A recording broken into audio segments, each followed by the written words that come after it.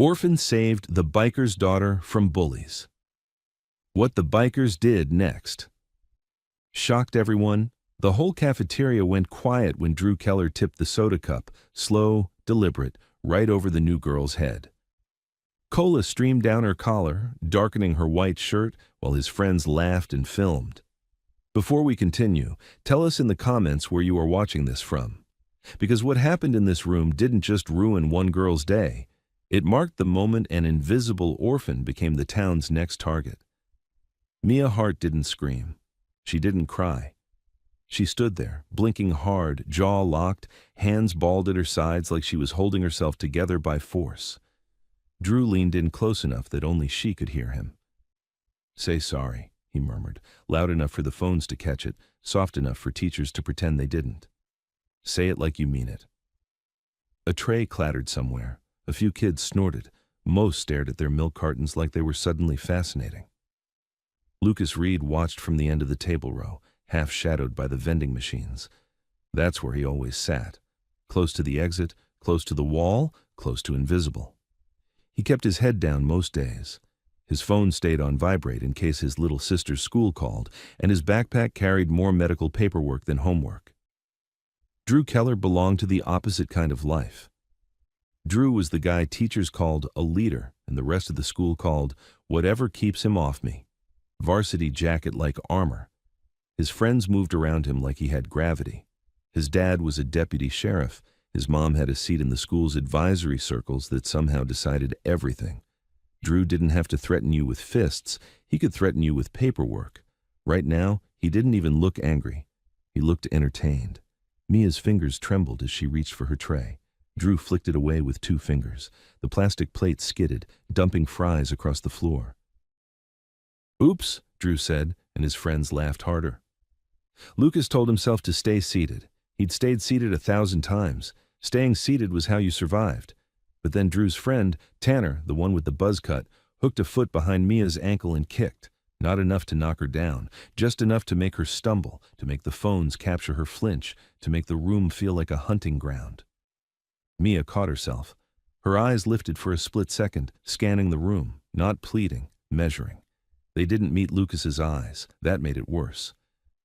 Lucas heard his own chair scrape back before he decided anything. The sound cut through the laughter like a crack.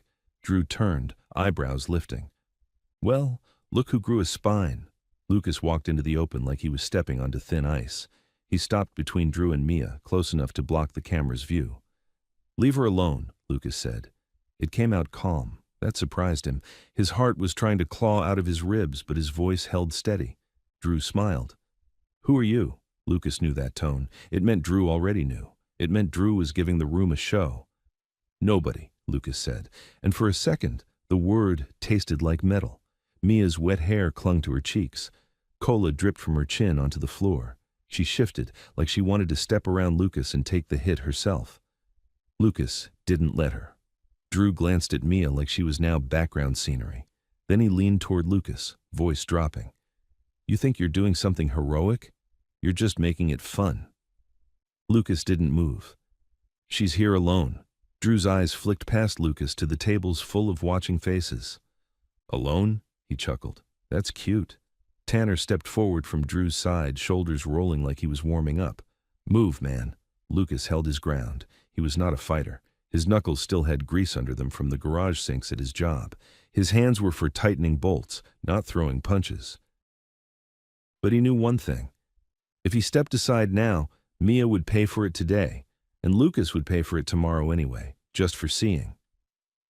"No," Lucas said. Drew's smile didn't change. He nodded once, almost politely. And then he punched Lucas. Not a wild swing. A quick, clean shot to the ribs right under the arm, where it hurt, where it stole breath, where it didn't leave a dramatic bruise for a camera later. Lucas folded for half a second, air gone, pain flashing white behind his eyes. He didn't fall. He straightened, jaw clenched so hard it ached. He tasted bile. The room erupted, half-shocked noise, half excited. Mia made a sound, small and sharp, like she'd been bitten. "Stop!" a teacher finally yelled from across the room, as if the last 30 seconds hadn't happened. 2 monitors hurried over, not running. just moving fast enough to look responsible. They grabbed Lucas by the arm first. "Lucas," one of them snapped. "What are you doing?" Lucas blinked at her. "He hit me." The monitor's eyes flicked to Drew's varsity jacket, to the phones, to the watching teachers. "You were in his face." Drew lifted his hands in a perfect performance of innocence. "I was protecting myself. He came at me." Tanner laughed like it was the best joke he'd heard all week. Lucas looked around, waiting for someone, anyone, to say the obvious. For Mia to speak. For a teacher to point at the puddle of cola on her shirt, the fries on the floor, the phones in the air. But adults were already doing what adults did in this town when Drew Keller was involved, smoothing it over. "Both of you, office," a teacher said, but her voice softened on Drew's name. "Drew, honey, put your phone away." Drew winked at one of his friends as if they'd just nailed a scene. Mia stepped forward, water-black hair still dripping. "He didn't," a second teacher cut her off without even looking at her. "Mia, sweetie, go clean up. We'll handle this." As the monitors guided him toward the hallway, Lucas's chest burned with every breath. He kept his eyes forward. If he looked at Drew, he'd do something stupid. If he did something stupid, a lot more than his own future would break. At the cafeteria doors, Mia's voice reached him, low enough that it was meant only for him. Don't talk," she said. "Save everything." Lucas turned his head a fraction. Her expression wasn't fear. It was focus, like she was already drawing a map in her mind. He didn't understand what she meant. He barely had time to wonder, because Drew's voice floated after them, lazy and sure. "Hey, Lucas," Drew called. "You've got a little sister, right?" Lucas's stomach dropped. Drew smiled wider when he saw it land. "Relax. I'm just saying, I'd hate for people to get the wrong idea about you. This town loves its kids." Lucas stopped walking. The monitor tugged his arm. "Keep moving." The office hallway smelled like bleach and old carpet. Each step felt like it shook his insides. Inside the main office, the secretary didn't look up from her screen. The assistant principal, Mr. Grady, stood with his arms crossed like Lucas had already confessed. "What happened?" Mr. Grady asked, but his eyes were on Lucas, not Drew, not the cameras, not the mess. Lucas opened his mouth. The air in his lungs caught on the pain. "He stepped in," Lucas managed. He dumped a drink on her. They were filming her." Mr. Grady's mouth tightened. "So you escalated?" Lucas stared. "I stopped it." Mr. Grady tapped a pen against a clipboard. "You put yourself in the middle of an altercation. You're on thin ice, Lucas." Thin ice. Like Lucas was the one who had a history. Like Lucas had a father on the sheriff's payroll. Like Lucas had a mother on school committees. Lucas swallowed. "I didn't swing." "That doesn't matter," Mr. Grady said. "Per policy, any physical incident is grounds for suspension." Lucas felt his face go cold. Suspension meant missed work. Missed work meant missed bills. Missed bills meant... His phone buzzed in his pocket. Once. Twice. His throat tightened. Only a few people had that number. "Take it outside," the secretary said sharply, finally looking up like Lucas's life was an inconvenience. Lucas stepped into the hallway and answered without thinking. "Lucas Reed?" a woman's voice said, professional, clipped, too calm. "This is Ms. Halloway from Child and Family Services. We need to speak today. There's been a report concerning your suitability as a guardian for Lily." Lucas's ribs stopped hurting for a second, replaced by something worse. "What report?" he whispered. Ms. Halloway didn't raise her voice. She didn't need to. "An anonymous concern," she said. "Regarding aggression, instability. We're scheduling a home visit this afternoon." Lucas stared at the cinder block wall like it had shifted. Inside the office, Mr. Grady was already signing a disciplinary slip, and somewhere behind him, Drew Keller was smiling like he'd just opened the first page of a book he planned to finish. Lucas walked back into the office like he was stepping into a courtroom where the verdict had already been decided. The assistant principal didn't ask for the video. Didn't ask Mia what happened. Didn't look at the puddle of soda drying on Lucas's shirt sleeve where the splash had hit him when Drew tipped the cup. Mr. Grady just slid a form across the desk. 2-day suspension, he said, tapping the paper with a pen, as if the ink itself carried authority. Effective immediately. Lucas stared at the words. Suspension. Not detention. Not a warning. Suspension meant he wouldn't be in school. which sounded almost like relief until the rest of his life snapped into focus. "No," Lucas said quietly. "I can't." "You can," Mr. Grady cut in, as if Lucas had just claimed he couldn't breathe. "And you will. You involved yourself in a fight." "I got hit," Lucas said. Drew Keller sat in the corner chair like a guest waiting for his name to be called at the dentist, legs stretched out, smiling with that lazy confidence that came from knowing adults didn't touch him. "He rushed me," Drew said, and his voice carried the perfect amount of victim in it. "I didn't want trouble." Lucas turned his head slowly. Drew's eyes glittered, daring him to react. Mr. Grady didn't even glance at Drew. He looked at Lucas like Lucas was a stain that needed scrubbing. "I've got work," Lucas said, forcing his tone flat. "I have responsibilities." Mr. Grady's mouth tightened, like responsibilities was something Lucas had no right to mention. "Then you should have thought about that before escalating an incident." Lucas felt heat rise in his throat. Escalating. Like standing between a girl and 3 guys filming her humiliation was the crime. Like taking a rib shot without throwing one back was escalation. The secretary finally spoke, bored. "Sign at the bottom." Lucas didn't move. "I want to appeal." Mr. Grady exhaled, almost annoyed that Lucas was still trying. "You can file a statement. It will be reviewed." Reviewed by who? By the same people who were already acting like Drew's name was a magic word. Lucas's phone buzzed again in his pocket, as if the universe was reminding him, "You don't have time for pride." He took the pen and signed, because refusing would only make them write something worse. Drew chuckled softly. "Good choice." Lucas ignored him. He had learned a long time ago that looking at men like Drew was like throwing meat at a dog. It only made them come closer. Mr. Grady tore off a copy and handed it to Lucas. "We'll need to speak to your guardian." "I don't have one," Lucas said before he could stop himself. For a fraction of a second, Mr. Grady's eyes shifted, something like satisfaction flickering there. The world loved it when Lucas said things that made him sound unstable. "Then your caseworker," Mr. Grady replied. "Whoever is responsible for you. This will be added to your file." Lucas's fingers tightened around the paper. His file. That invisible folder that followed him through every office and every hallway, full of phrases like "at risk" and "non-compliant," ready to be weaponized by anyone who knew how. "Dismissed," Mr. Grady said, already turning away. Lucas stepped out, ribs aching with each breath. The hallway seemed louder now, even though it was empty. Fluorescent lights hummed. Posters about kindness stared down like jokes. He pulled his phone out and called the number that had just hit him like a hammer. A recorded message answered first. "You have reached Child and Family Services." He stabbed the button for a live agent. He waded through music that sounded too cheerful. Finally, a receptionist picked up. "CFS intake." "This is Lucas Reed," he said, keeping his voice steady through sheer will. "Ms. Halloway called me. She said there's a report about my sister." A pause. Keyboard clicks. "Date of birth?" He gave it, more typing. "I'm not seeing," the receptionist started. "It was just now," Lucas said. "She said home visit, today." Another pause. Hold. The line filled with silence. Lucas stared at the wall and tried to breathe without wincing. A home visit. Today. That wasn't normal. That was an ambush. The receptionist came back, voice different now, a fraction colder. "Ms. Halloway is in the field. She'll return your call."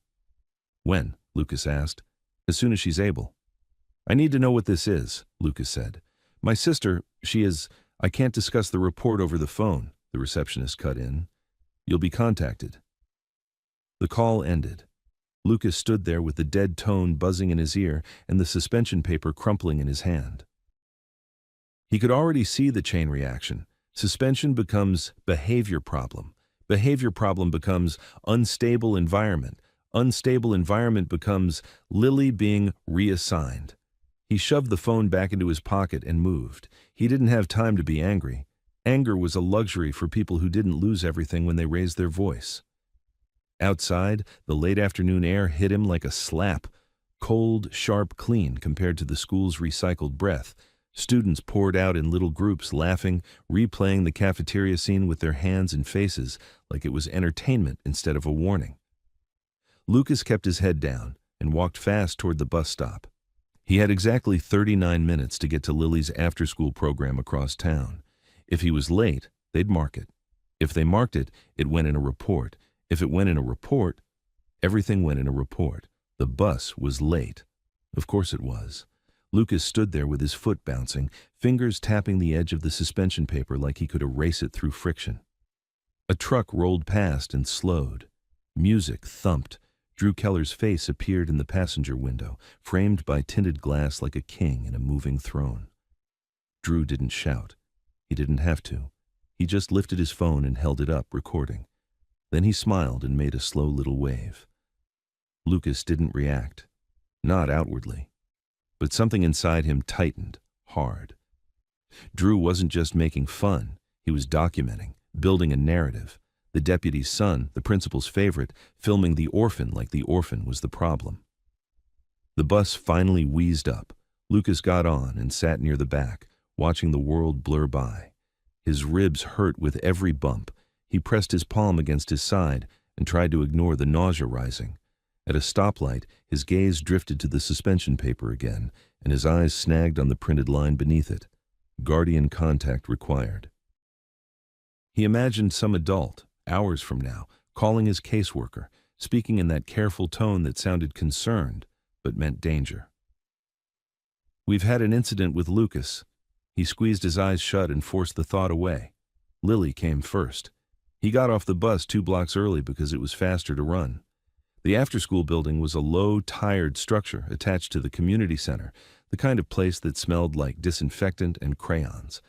A place made for kids whose parents worked late, or didn't exist, or couldn't be trusted. Lucas pushed through the doors and saw Lily at the front desk before the staff even looked up. She was small for her age, with a backpack that seemed too big for her shoulders. Her hair was pulled back into a ponytail that didn't match the perfection of other kids' hairstyles, because Lucas did it with one hand while packing lunches with the other. When she saw him, her face lit up, and then immediately changed, because Lily noticed everything. "You're early," she said, then narrowed her eyes. "Or, you're not in school." Lucas forced a smile. "They let me out." Lily's stare didn't soften. "Did you get in trouble?" Lucas held her gaze, considering the truth. Lily had learned early that adults lied to make things easier, and that those lies always came back worse. "A little," Lucas admitted. "But I'm okay." She stepped closer and looked at his side. "You're breathing weird." "I'm fine," Lucas said quickly. "Stop saying that," Lily whispered, like it was a secret rule between them. "You always say that when you're not." Lucas crouched and adjusted her backpack straps. "We're going to the pharmacy." Lily's mouth tightened. "We already went yesterday. We have to pick up the refill." Lily didn't argue, but Lucas saw the fear flicker in her eyes. Fear wasn't dramatic in Lily. It was practical. Fear meant the world had done this before. They walked the 4 blocks to the pharmacy, Lily's hand tucked into the sleeve of Lucas's hoodie. Inside, the place was bright and too quiet. The kind of clean that made you feel like you didn't belong if you weren't wearing a uniform or a suit. Lucas gave the pharmacist Lily's name. The woman typed, clicked, frowned, clicked again. Lucas felt it before she spoke. The shift in the air. That subtle wall going up. "I'm not seeing authorization," the pharmacist said. Lucas leaned forward. "It's the same prescription as always." She kept her expression neutral, but her eyes flicked toward Lily, then back to Lucas. "There's a hold on the account." "A hold?" Lucas repeated, trying to keep his voice steady. "Why?" "It's an insurance verification issue." "It was verified last month," Lucas said. He pulled the worn folder from his backpack, the one full of paperwork he carried everywhere like armor, and slid a copy of the coverage across the counter. The pharmacist barely glanced at it. "The system won't let me override it." Lucas's ribs flared with pain as he exhaled. "So what do I do?" "You can call the insurance provider." Lucas swallowed hard. "And if they don't answer?" The pharmacist hesitated, a fraction. "Then you'll have to wait until it's cleared." Lily's fingers tightened around Lucas's hoodie sleeve. "Lucas," she said softly, like she didn't want the pharmacist to hear. Lucas reached into his pocket and pulled out the last of his cash, crumpled bills from tips at the garage folded into a tight square. He slid it across. "I'll pay," he said, out of pocket. The pharmacist's eyes dropped to the money. Then she shook her head, slow. I can't. Not without clearance. Lucas stared at her. You can't take money for medication? It's not about money, she said, and the words sounded rehearsed. It's about authorization. Lucas felt something cold crawl up his spine, because he understood now. This wasn't a random glitch. This wasn't a normal delay. This was pressure. Someone had touched his life somewhere high enough that a screen behind a counter could decide whether his sister got what she needed. He turned away from the counter before his face betrayed him. Lily looked up at him, eyes wide. Are we in trouble? No, Lucas lied, then forced himself to correct it. Not you, not because of you. Lily's voice dropped. Is it because you got in trouble today? Lucas didn't answer fast enough. Lily's eyes darted down, then back up. They're doing it on purpose, Lucas swallowed. Let's sit. They moved to the plastic chairs by the front window. Lucas called the insurance number. He navigated the endless menu. He waited. He listened to music that felt like it was mocking him. Finally, a representative answered. Lucas gave names, dates, policy numbers. He explained. He stayed calm. The representative paused. I'm seeing a requested review. A review? Lucas repeated. By who? I don't have that information, sir. It's my sister's medication, Lucas said, and the steadiness in his voice started to crack. She needs it. I understand, the representative said, in that way that meant she didn't. But until the review is complete, I can't release. How long? Lucas cut in. I can't give an exact time frame. Lucas pressed his fingers into his forehead until stars sparked behind his eyes. This has never happened. Another pause, more clicking. I am seeing a note, the representative said carefully. It appears there was a flag submitted regarding a change in guardianship circumstance. Lucas's breath caught. What? He whispered. I'm sorry, that's what it says. Lucas looked at Lily. She was watching him with a stillness that didn't belong on a child's face. A change in guardianship? Lucas said into the phone, voice low. There hasn't been a change. The system indicates a pending evaluation, the representative replied. That triggers a hold. Lucas felt his stomach drop. Pending evaluation. Home visit. Anonymous report. It was all connected. Drew's smile in the office. The way Mr. Grady said, your caseworker. The way the receptionist at Child and Family Services went cold the moment she pulled up the file. Lucas ended the call because there was nothing left to say. Lily's voice was barely audible. They're going to take me. No, Lucas said, and this time it wasn't a lie. It was a vow. They're not, Lily swallowed. How do you know? Lucas stared out the front window at the parking lot, at the cars moving like the world was normal. I'll fix it, he said. He got up, guided Lily outside, and walked her toward the bus stop with his jaw clenched so hard it ached. He was trying to think, trying to build a plan in his head, but panic kept flooding in around the edges, drowning logic. He needed his caseworker. He needed proof. He needed... Lucas. He stopped. The voice wasn't Lily's. It was behind him. He turned and saw Mia Hart standing near the corner of the pharmacy building, hair dried now, but still darker than it should have been, as if the soda had stained more than fabric. She was wearing a different sweatshirt, probably borrowed from the nurse's office. Her posture was straight, shoulders squared like she refused to shrink. Lucas blinked. What are you doing here? Mia glanced at Lily first, then back to Lucas. I followed the bus, not the creepy way, she added quickly, like she knew how that sounded. The timing was too perfect. Everything that happened today.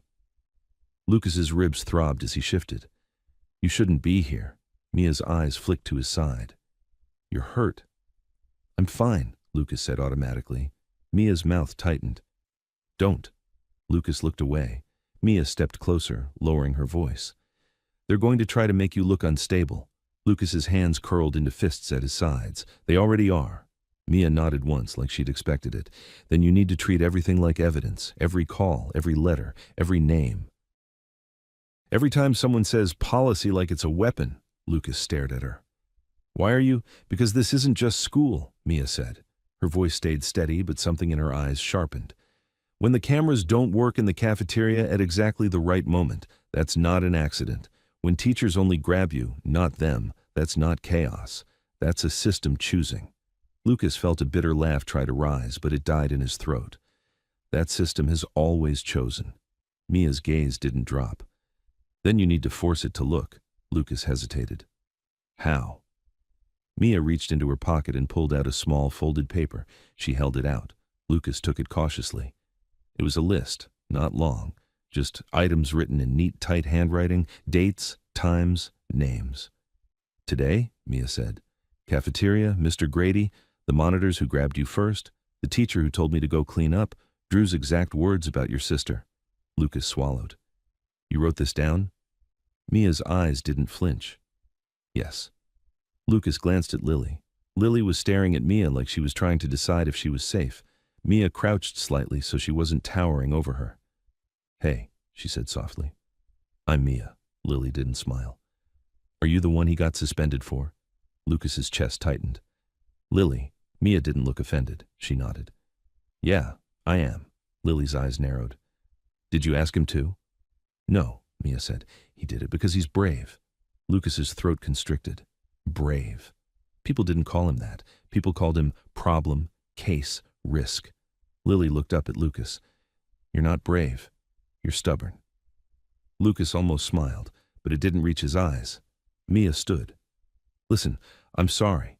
I know sorry doesn't fix anything, but I need you to understand. This isn't going to stop. Drew doesn't lose. Not here. Not unless... Unless what? Lucas asked. Mia's eyes flicked to the road like she was measuring how much time they had. Unless you have proof. Unless someone bigger than him is forced to pay attention. Lucas's phone buzzed again. He pulled it out. Unknown number, he answered, voice tight. Hello? Lucas Reed, a woman said, professional, calm. This is Ms. Halloway with Child and Family Services. I'm confirming our visit today at 5 p.m. Lucas felt the world tilt. I didn't agree to 5, he managed. It's scheduled, Ms. Halloway replied, like that settled everything. Please make sure Lily is present. Lucas's hand shook. What is this about? A concern was submitted, Ms. Halloway said. We need to assess the environment. By who? Lucas asked, voice rising despite him. Who submitted it? I can't disclose that, she said. Lucas swallowed hard, forcing his tone back down. You said aggression, instability. Based on what? Based on a report, she replied, and her patience thinned by a fraction. We'll discuss details during the visit. Lucas glanced at Lily. Lily's face had gone pale. Mia's eyes had locked onto Lucas's phone like she could hear every word through the air. Lucas lowered his voice. Please, he said. She needs her medication. There's a hold. If that's not within the scope of this call, Ms. Halloway said, be available at 5. The line went dead. Lucas stood there with his phone pressed to his ear, listening to nothing. Mia spoke first. That was her. Lucas nodded once, throat too tight to answer. Mia's gaze was steady. Write it down. Time, number, exact wording. Lucas stared at her. How do you know that matters? Mia's jaw tightened. Because people like this rely on you not remembering, on you being scared enough to forget. Lucas looked down at Lily. She was gripping his hoodie sleeve again like it was the only thing holding her to the earth. He forced his hand to stop shaking and opened his notes app. He typed, 4:12 p.m., Ms. Halloway, confirmed 5 p.m. Make sure Lily is present. Mia watched him, then nodded. Good. Lucas's eyes lifted. Why do you care? Mia hesitated for the first time, like she was stepping around a truth she wasn't allowed to say out loud. Because you didn't have to do that in the cafeteria, she said. You could have looked away like everyone else. Lucas swallowed. Looking away is how people survive. Mia's eyes stayed on his. Not always. The bus rumbled up in the distance. Lucas tightened Lily's backpack straps again, hands moving on autopilot because if he stopped, the fear would swallow him whole. Mia stepped back as the bus doors opened. Keep the paper, she said. Keep every paper. Lucas nodded. Lily climbed the first step, then turned and looked at Mia, expression unreadable. Are you in trouble too? Mia's mouth twitched, not quite a smile. I don't know yet. Lucas guided Lily onto the bus, then followed. He found a seat near the back and watched Mia through the window as the bus pulled away. She stood on the corner, small against the gray sky, hands tucked into her sleeves, eyes fixed on the road like she was already making another decision. Lucas's phone buzzed again before they were even 3 blocks away. This time, it was his boss from the garage. Lucas's thumb hovered over the screen. He didn't answer yet. He stared at Lily's profile as she looked out the window, too quiet, too aware. Because 5 p.m. wasn't far, and for the first time in a long time, Lucas didn't feel like he was being bullied by kids. He felt like he was being hunted by adults. When the bus dropped them off at the community housing building, the sun was already sliding down behind the trees. Lucas held Lily's hand and walked fast, heart pounding louder with every step. He turned the corner to their unit and saw a county sedan parked out front. A woman stood by the door with a clipboard, waiting. The county sedan sat so clean and official in front of the community housing unit that it looked like it didn't belong here. The woman beside it didn't look like a villain. Mid-30s. Hair pinned back, neutral coat, clipboard held tight against her chest like a shield. But Lucas felt the same thing he felt when he saw Drew smiling in the office. A decision had already been made somewhere, and now it was arriving at his door. Ms. Holloway turned as he approached with Lily's hand in his. "Lucas Reed?" she asked, voice calm, almost polite. Lucas nodded once. "Yes." Her eyes flicked to Lily, then back to him. "Thank you for being available. I'm Ms. Holloway, Child and Family Services. This is the home visit I called about." "You said 5, Lucas replied, keeping his tone flat. He could hear Mia's words in his head. Treat everything like evidence. Ms. Holloway didn't blink. "We're early. It happens." "It's 4:27, Lucas said. She made a small note on her clipboard without looking down, like she heard him but didn't care. "May we go inside?" Lucas's ribs throbbed as he breathed in. He could refuse. He could demand a reschedule. He could ask for a supervisor. And he could watch that refusal get written down as uncooperative. He unlocked the door. Inside, the unit was small and worn but clean. Lucas kept it that way because clean meant fewer questions. The counters were wiped. The sink was empty. Lily's shoes were lined up by the wall. The only clutter was the folder stack on the table, forms, receipts, school letters, and the thick binder he kept for Lily's medical history. Ms. Holloway stepped in and scanned the room the way a mechanic scanned an engine bay. Fast, practiced, looking for what could be wrong. "Is anyone else here?" she asked. "No," Lucas said. "It's just us." She nodded as if that confirmed something. "I need to see where Lily sleeps." Lily's fingers tightened around Lucas's. Lucas guided her toward the small bedroom. Ms. Holloway followed, taking notes. She didn't touch anything, but she watched everything. The bed was made, a small nightstand, a battered stuffed rabbit on the pillow. A plastic pill organizer on the dresser, empty because the refill was stuck behind a hold Lucas couldn't break. Ms. Holloway's gaze paused on the organizer. "When was her last dose?" she asked. Lucas's jaw tightened. "This morning." "And you have enough for tonight?" she asked. Lucas forced his voice steady. "There's a pharmacy issue. Insurance is holding the refill." Her eyes lifted. "Why?" "Because someone wants my sister taken," Lucas thought. Out loud he said, "They flagged the account due to a pending evaluation. That's what they told me." Ms. Holloway wrote again. "We'll come back to that." They moved through the tiny kitchen. She checked the fridge. It wasn't full, but there was food. Milk, eggs, leftovers in labeled containers, Lily's lunch items. Ms. Holloway's face didn't change, but she wrote less here, and Lucas hated that he noticed. Back in the living room, she sat on the edge of the couch and placed the clipboard on her lap. "Lucas," she said, tone turning slightly more formal, "I'm required to assess the safety and stability of the home environment based on a concern that was submitted." Lucas sat in the chair across from her, keeping Lily close. "What concern?" She didn't answer that. "I'm going to ask you questions." "About what happened at school?" Lucas asked. Ms. Holloway's eyes held his. "About your behavior, your ability to provide care, your emotional regulation." Lucas felt a flicker of heat in his chest and he swallowed it down.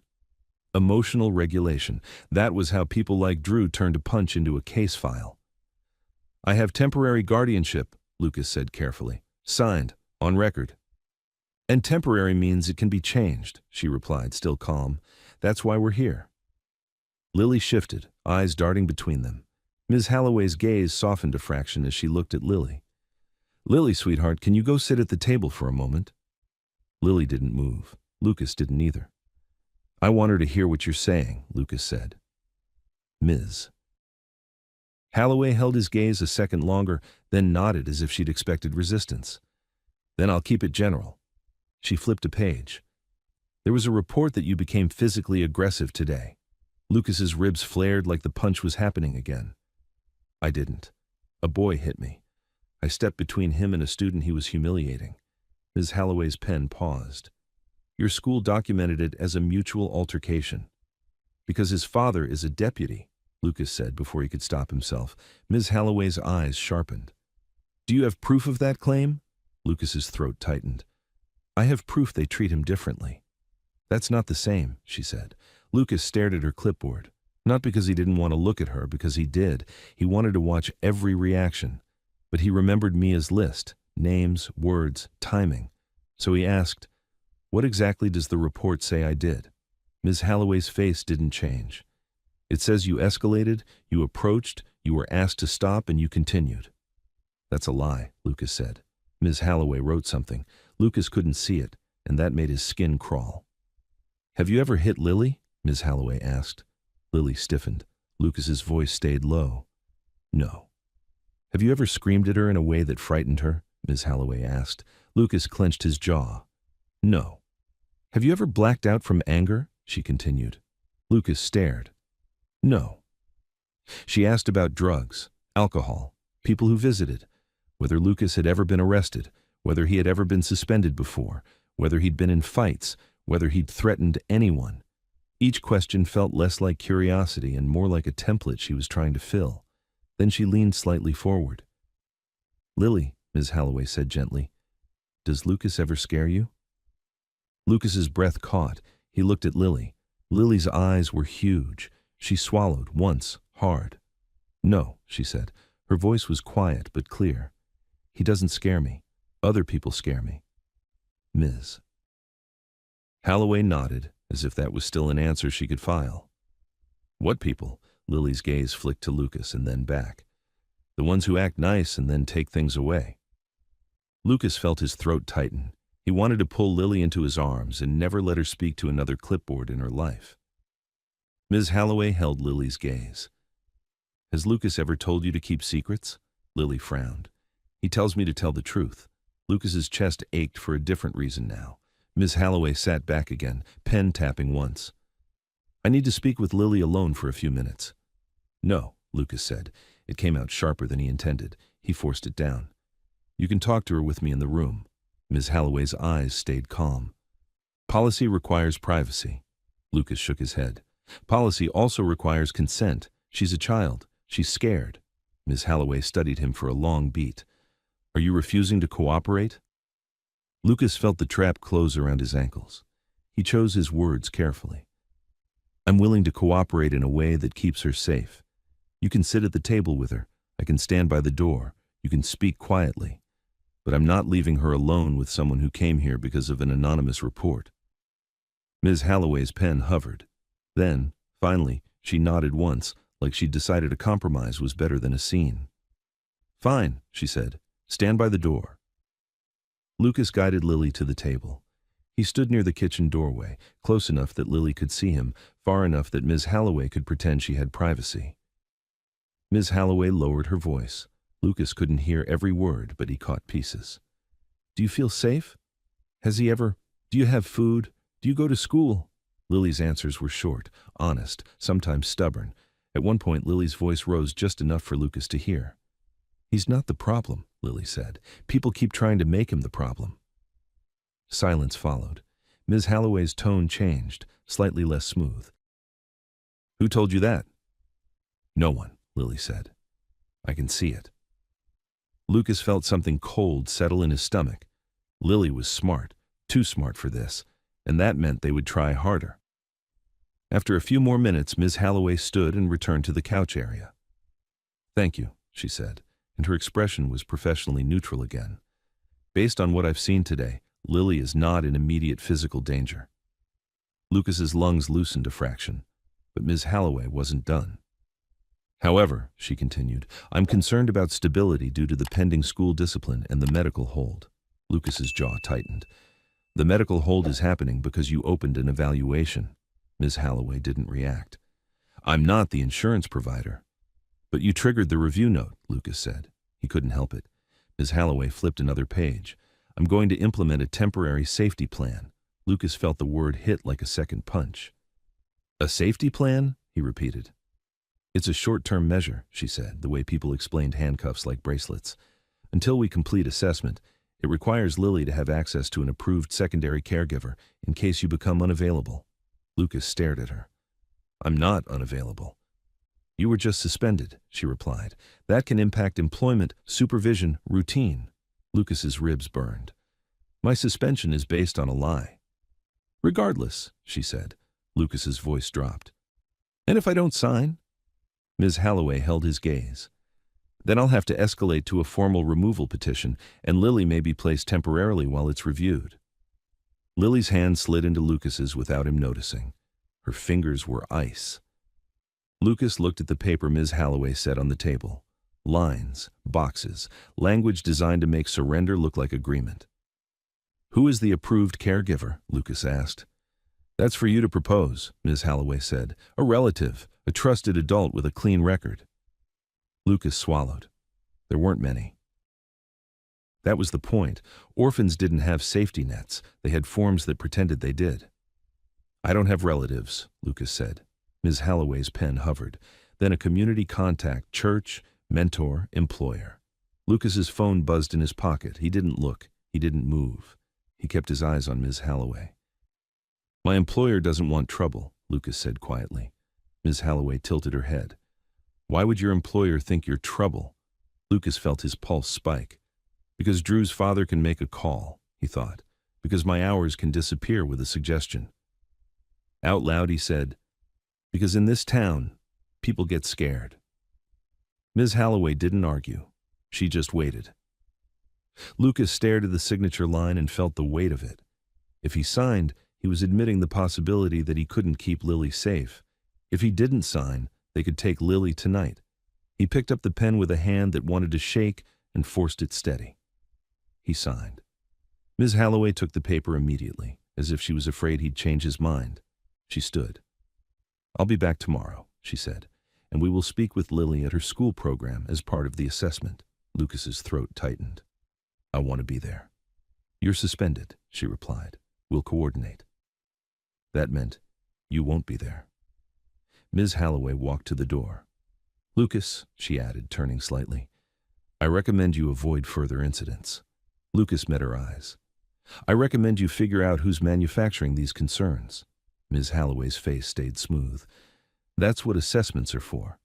Then she stepped out and closed the door behind her. The silence that followed was thick enough to choke on. Lucas didn't move for a second. He stared at the door like it might open again, and Lily would be gone. Lily's voice was tiny. You signed. Lucas knelt and put both hands on her shoulders. I signed so you stay here. Lily swallowed. For now. Lucas's phone buzzed again. He pulled it out. Boss, call me now. Lucas's stomach dropped. He stepped into the hallway just outside the unit because he didn't want Lily to hear. He called. His boss, Mr. Henson, didn't even bother with small talk. Lucas, Henson said, voice rough. What the hell happened today? Lucas kept his voice low. I got suspended. A pause, a breath. I had 2 guys come by the shop, Henson said, county, not in uniform. They asked about you, asked if you were stable, if you had issues. Lucas felt his skin go cold. Who were they? Henson exhaled hard. I don't know.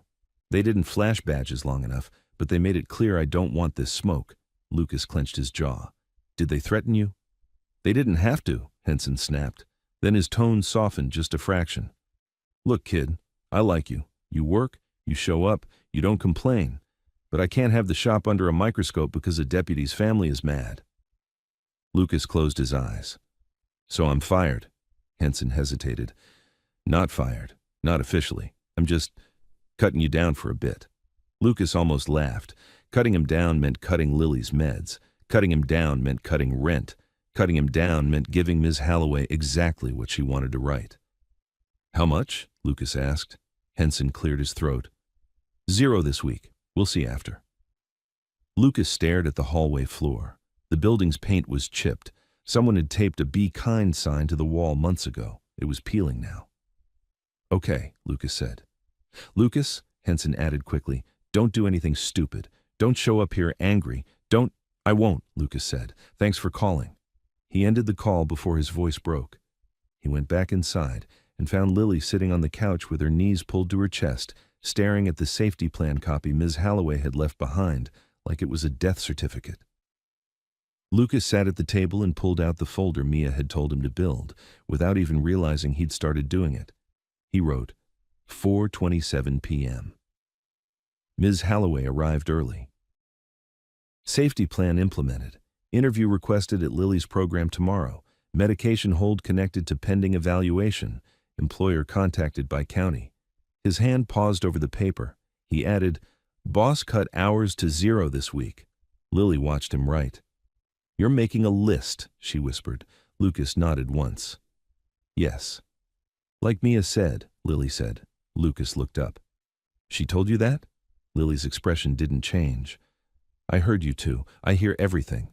Lucas's throat tightened. He reached for his phone and opened a message thread he'd started with Mia. Only one line so far, her name and a blank space. He typed, "She came early. Safety plan. They're going to talk to Lily tomorrow when I can't be there. They called my boss. Cut my hours to 0. He hit send. The reply came faster than he expected. "Mia. Don't delete anything. Save every paper. Take pictures of everything you signed. I'm coming." Lucas stared at the screen, ribs aching, head spinning. Outside, somewhere down the hall, a door slammed. Footsteps echoed, normal building sounds. But inside that tiny unit, the world had shifted.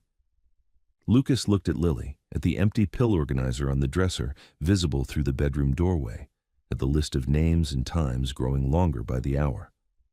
And for the first time since the cafeteria, he understood the shape of what was happening. Drew wasn't trying to beat him up. Drew was trying to erase him. Mia showed up at Lucas's door less than 30 minutes after his message, breathing hard like she'd walked instead of waiting for a ride.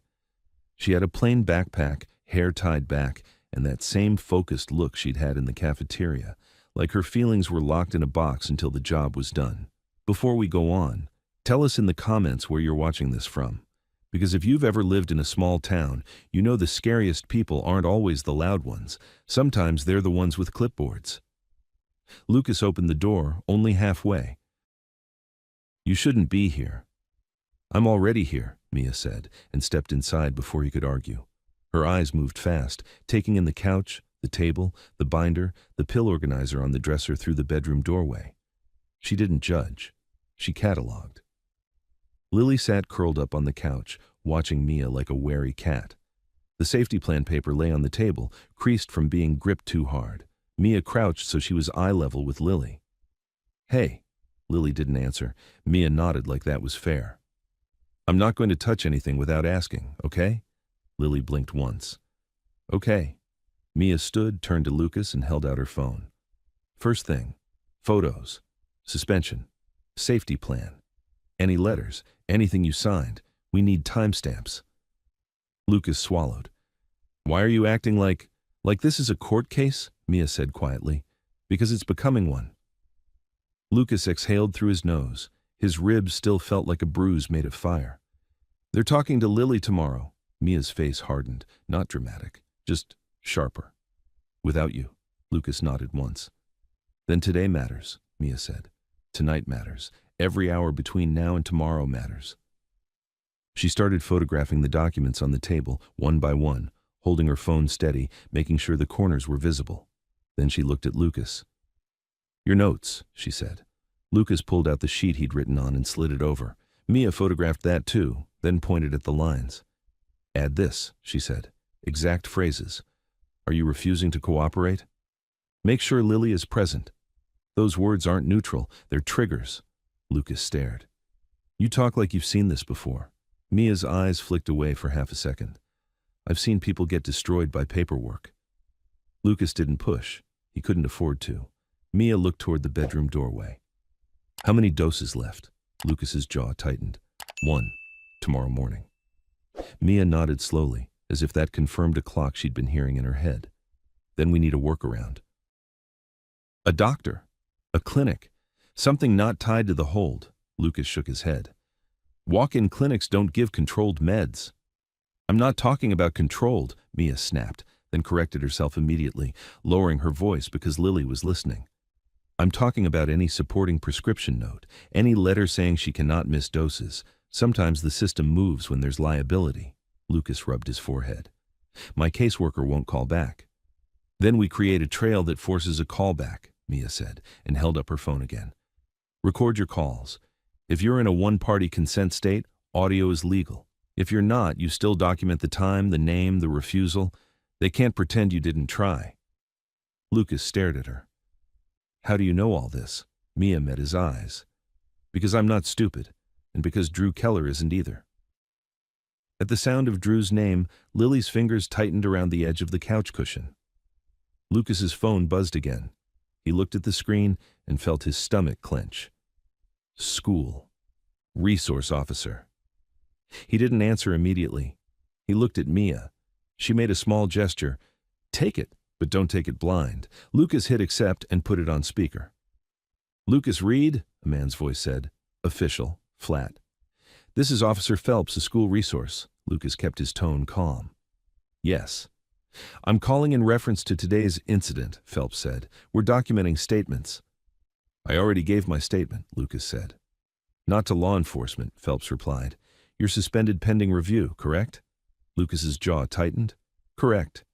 We've also received concerns about threats made on campus, Phelps continued. Lucas froze. Threats? A pause, the kind that meant the other person was choosing how to phrase a lie. Other students reported you were aggressive and unpredictable, Phelps said. Given your current guardianship situation, I'm advising you to come in for an interview. Mia's eyes locked on Lucas. She mouthed, Time. Lucas glanced at the clock on the microwave. 6:08 p.m. He repeated it in his head. I'm not coming in without a guardian or attorney present, Lucas said carefully. Phelps's voice cooled a fraction. You have an attorney? Lucas swallowed. Not yet. Then I suggest you cooperate, Phelps said, because refusing can be documented as non-compliance. Lucas felt his pulse kick. There it was again, the same phrasing, different uniform, same trap. Mia leaned in, whispering just loud enough, ask for it in writing. Lucas cleared his throat. Email me the request, with the details, time, location, and what it's regarding. Another pause, then, faint annoyance. Fine, Phelps said. We'll send it. The call ended. Lucas stood there for a second, phone still in his hand like he expected it to ring again immediately. Mia didn't waste a breath. Write it down, Lucas did. 6:08 p.m., Officer Phelps. Threats. Non-compliance, Lily's voice was small. Are they saying you're bad? Lucas looked at her and felt something crack inside his chest. No, he said, softer. They're trying to make other people believe I'm bad. So they can take me, Lily whispered. Mia stepped closer to Lily, keeping her voice gentle. Nobody gets to just take you. Lily's eyes didn't soften. They do. Mia didn't argue with her reality. She just nodded once. Then we make it harder. Lucas's phone buzzed with a text. Mia. Take pictures of Lily's meds, the empty organizer, everything. Lucas did it. He walked into the bedroom, took photos of the empty slots, the label on the last bottle, the date on the prescription. He made himself do it slowly, like it mattered, because it did. When he came back out, Mia had pulled out a cheap spiral notebook from her bag and set it on the table. New rule, she said. Everything goes here first. You don't rely on your phone dying or getting lost. Lucas stared. You planned this. Mia's mouth tightened. I planned for something. I didn't plan for this. Lucas opened his mouth to respond, but Lily's stomach growled, a loud, innocent sound that sliced through the tension. Lucas blinked like he'd forgotten the most basic thing.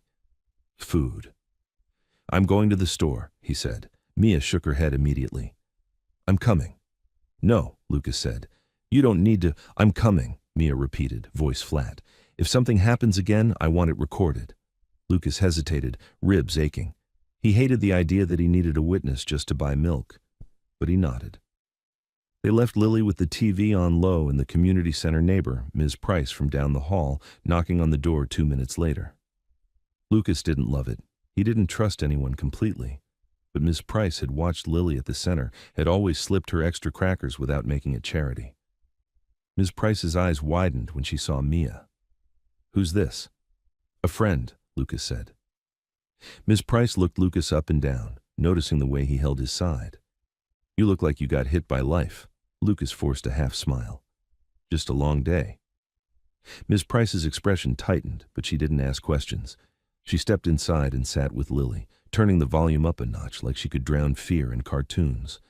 Outside, the air was colder. Streetlights flickered on.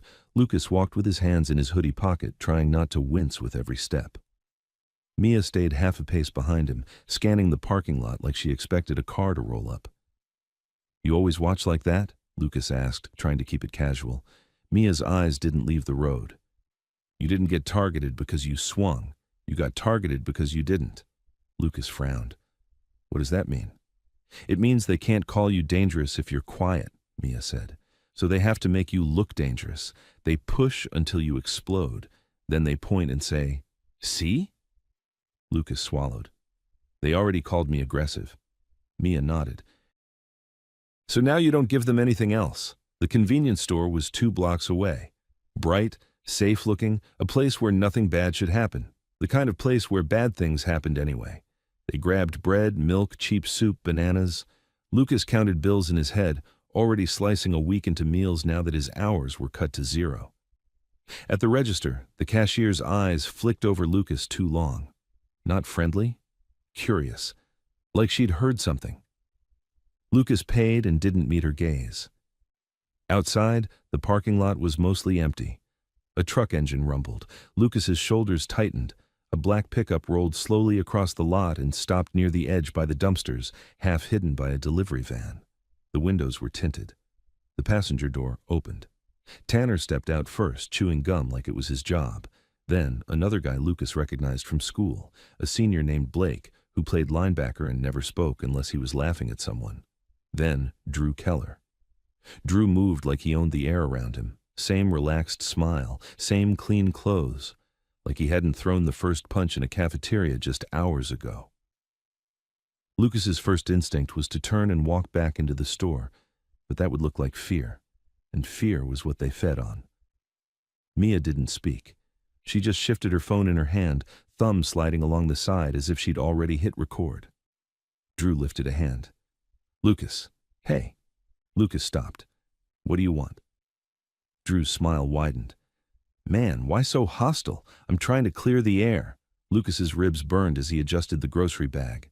Clear it somewhere else. Drew laughed softly. You hear that? He's got attitude.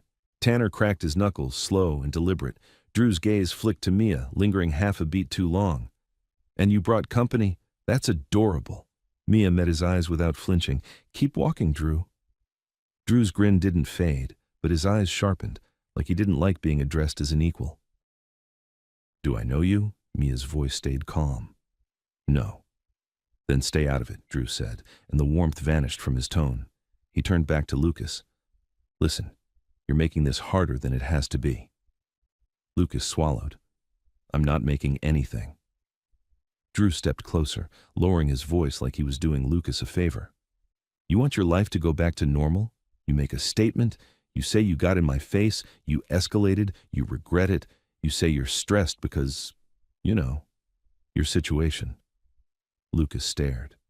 You want me to lie. Drew shrugged. Call it whatever. It's just words, but words matter, especially when people are deciding what kind of home your sister lives in. Lucas felt nausea rise, hot and sudden. Don't talk about her. Drew's eyes glittered. Why? She's the point. Mia's phone was still aimed down, but her hand was steady. Her other hand drifted toward her pocket like she had a second device, too. Lucas heard his own pulse in his ears. He forced his voice flat. Leave me alone. Drew sighed dramatically. Fine. You want to do it the hard way. He nodded once, barely noticeable. Tanner moved. Blake moved with him. Lucas didn't get a chance to react. A hand grabbed the back of his hoodie and yanked him sideways toward the dumpsters, away from the store windows, away from the security camera over the entrance. Lucas staggered, grocery bag swinging. Milk sloshed inside. He tried to pull free, but Blake's forearm slammed into his chest, pinning him against the metal dumpster with a clang. Pain flashed up Lucas's ribs like lightning. Tanner leaned in close, voice low. "Don't swing, man. You swing, we got a reason." Lucas's breath hitched, his side screamed. Mia's voice cut through, sharp. "Stop." Drew didn't even look at her. He stepped into Lucas's space and spoke softly, like this was a private conversation. "You're going to sign the statement," Drew said. "You're going to apologize." "You're going to stay away from her," Lucas spat. "I don't even know her." Drew smiled. "Sure." Then Drew's hand shot out, not a punch. 2 fingers pressing hard into the sore spot under Lucas's ribs, finding the bruise like he'd mapped it earlier. Lucas's knees buckled for half a second. His vision went white. Drew leaned closer, voice a whisper. "You know what I love about your kind, Lucas? You don't have backup. You don't have people. You have paperwork." Lucas forced air into his lungs. "You're sick." Drew's whisper stayed calm. "Tomorrow they talk to your sister without you there. Tomorrow you miss a dose. Tomorrow you lose it, and then the file says you're unstable." Lucas's voice came out rough. "You're doing this." Drew's smile didn't reach his eyes. "Prove it." Mia shifted, taking 1 step forward. Blake turned his head slightly. "Hey, girl," he warned. Mia stopped, phone still recording. "Say that again, Drew. Say what you just said about his sister." Drew's gaze finally slid to her. His smile sharpened. "You recording?" Mia's chin lifted. "Yeah." Drew laughed once, short. "Good. Then record this." He turned back to Lucas, voice still low but clear enough to carry. "Sign it," Drew said, "or Lily doesn't stay with you. Not because of me, because of you, because you can't keep it together." Lucas's stomach dropped. "Don't you dare!" Tanner suddenly shoved Lucas harder into the dumpster, just enough to make his head ring without leaving a cut. "Shut up." Mia's voice rose, controlled but louder. "Get away from him." Drew lifted both hands, amused. "Relax, nobody's dying." Lucas sucked in a breath and tasted rust. He couldn't tell if he'd bitten his tongue or if it was just panic. Drew leaned in one last time, so close Lucas could smell mint gum on his breath. "This is your warning," Drew murmured. "Next one, we stop being polite." Then Drew stepped back. Blake released Lucas like dropping trash. Tanner kicked the grocery bag as he passed. The milk carton thumped and rolled, leaking. Drew paused, looking at Mia again. "You really should stay out of things you don't understand." Mia didn't blink. "You really should stop talking." For a moment, Drew's smile faltered, just a flicker. Her tone was something he wasn't used to. Then it returned, wider and colder. He got into the truck. The pickup rolled out of the lot like nothing happened. Lucas stayed braced against the dumpster, gasping. His ribs screamed. His hands shook. He fought the urge to vomit. Mia was beside him instantly. "Sit." "I can't," Lucas rasped. "You can," Mia said, and guided him down to the curb behind the delivery van, out of sight from the store entrance. Her phone was still recording, screen glowing. "I got it." Lucas blinked at her. "Got what?" Mia turned the screen toward him. It wasn't a perfect video. It was angled low, mostly shoes and legs in the side of the dumpster. But the audio was clear. Drew's voice saying Lily's name. Drew's voice saying tomorrow they talk to her without him. Drew's voice saying, "Prove it."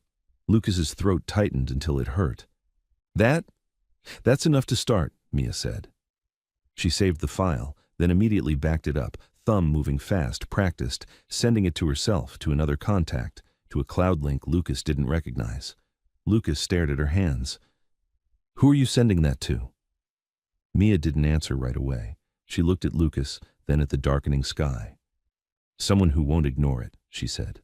Lucas swallowed, pain pulsing. "Mia." "Not here," she cut in, soft but firm. "Later." She stood, scanned the lot again, then helped Lucas to his feet. He moved like an old man, one hand clamped to his side. They gathered the ruined groceries and bought replacements with the last of Lucas's cash. Mia tried to offer money. Lucas refused without even thinking. Pride was stupid, but it was his last piece of control. On the walk back, Mia was silent, phone in her hand, thumb hovering like she was one buzz away from pulling a pin. When they reached the building, Ms. Price opened the door before Lucas could knock. Her eyes widened when she saw Lucas's face. "Lord," Lucas forced a smile. "I'm fine." Ms. Price didn't buy it. "You kids come in." Lily ran from the couch and stopped short when she saw Lucas holding his side. "What happened?" she whispered. Lucas knelt slowly, every movement a knife. He tried to make his voice gentle. "I slipped." Lily's eyes narrowed. "That's a lie." Lucas closed his eyes for a second. "Someone pushed me." Lily looked at Mia. "Drew?"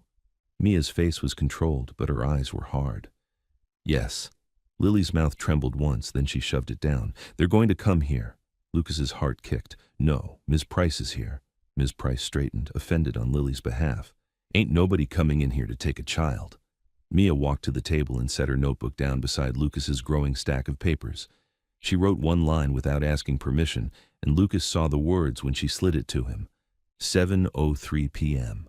Parking lot behind Quickmart. Drew Keller threatened Lily by name. Lucas stared at it until the letters blurred. Mia pulled her phone out and typed a message with her back half turned, shoulders tight. She hesitated, then hit send.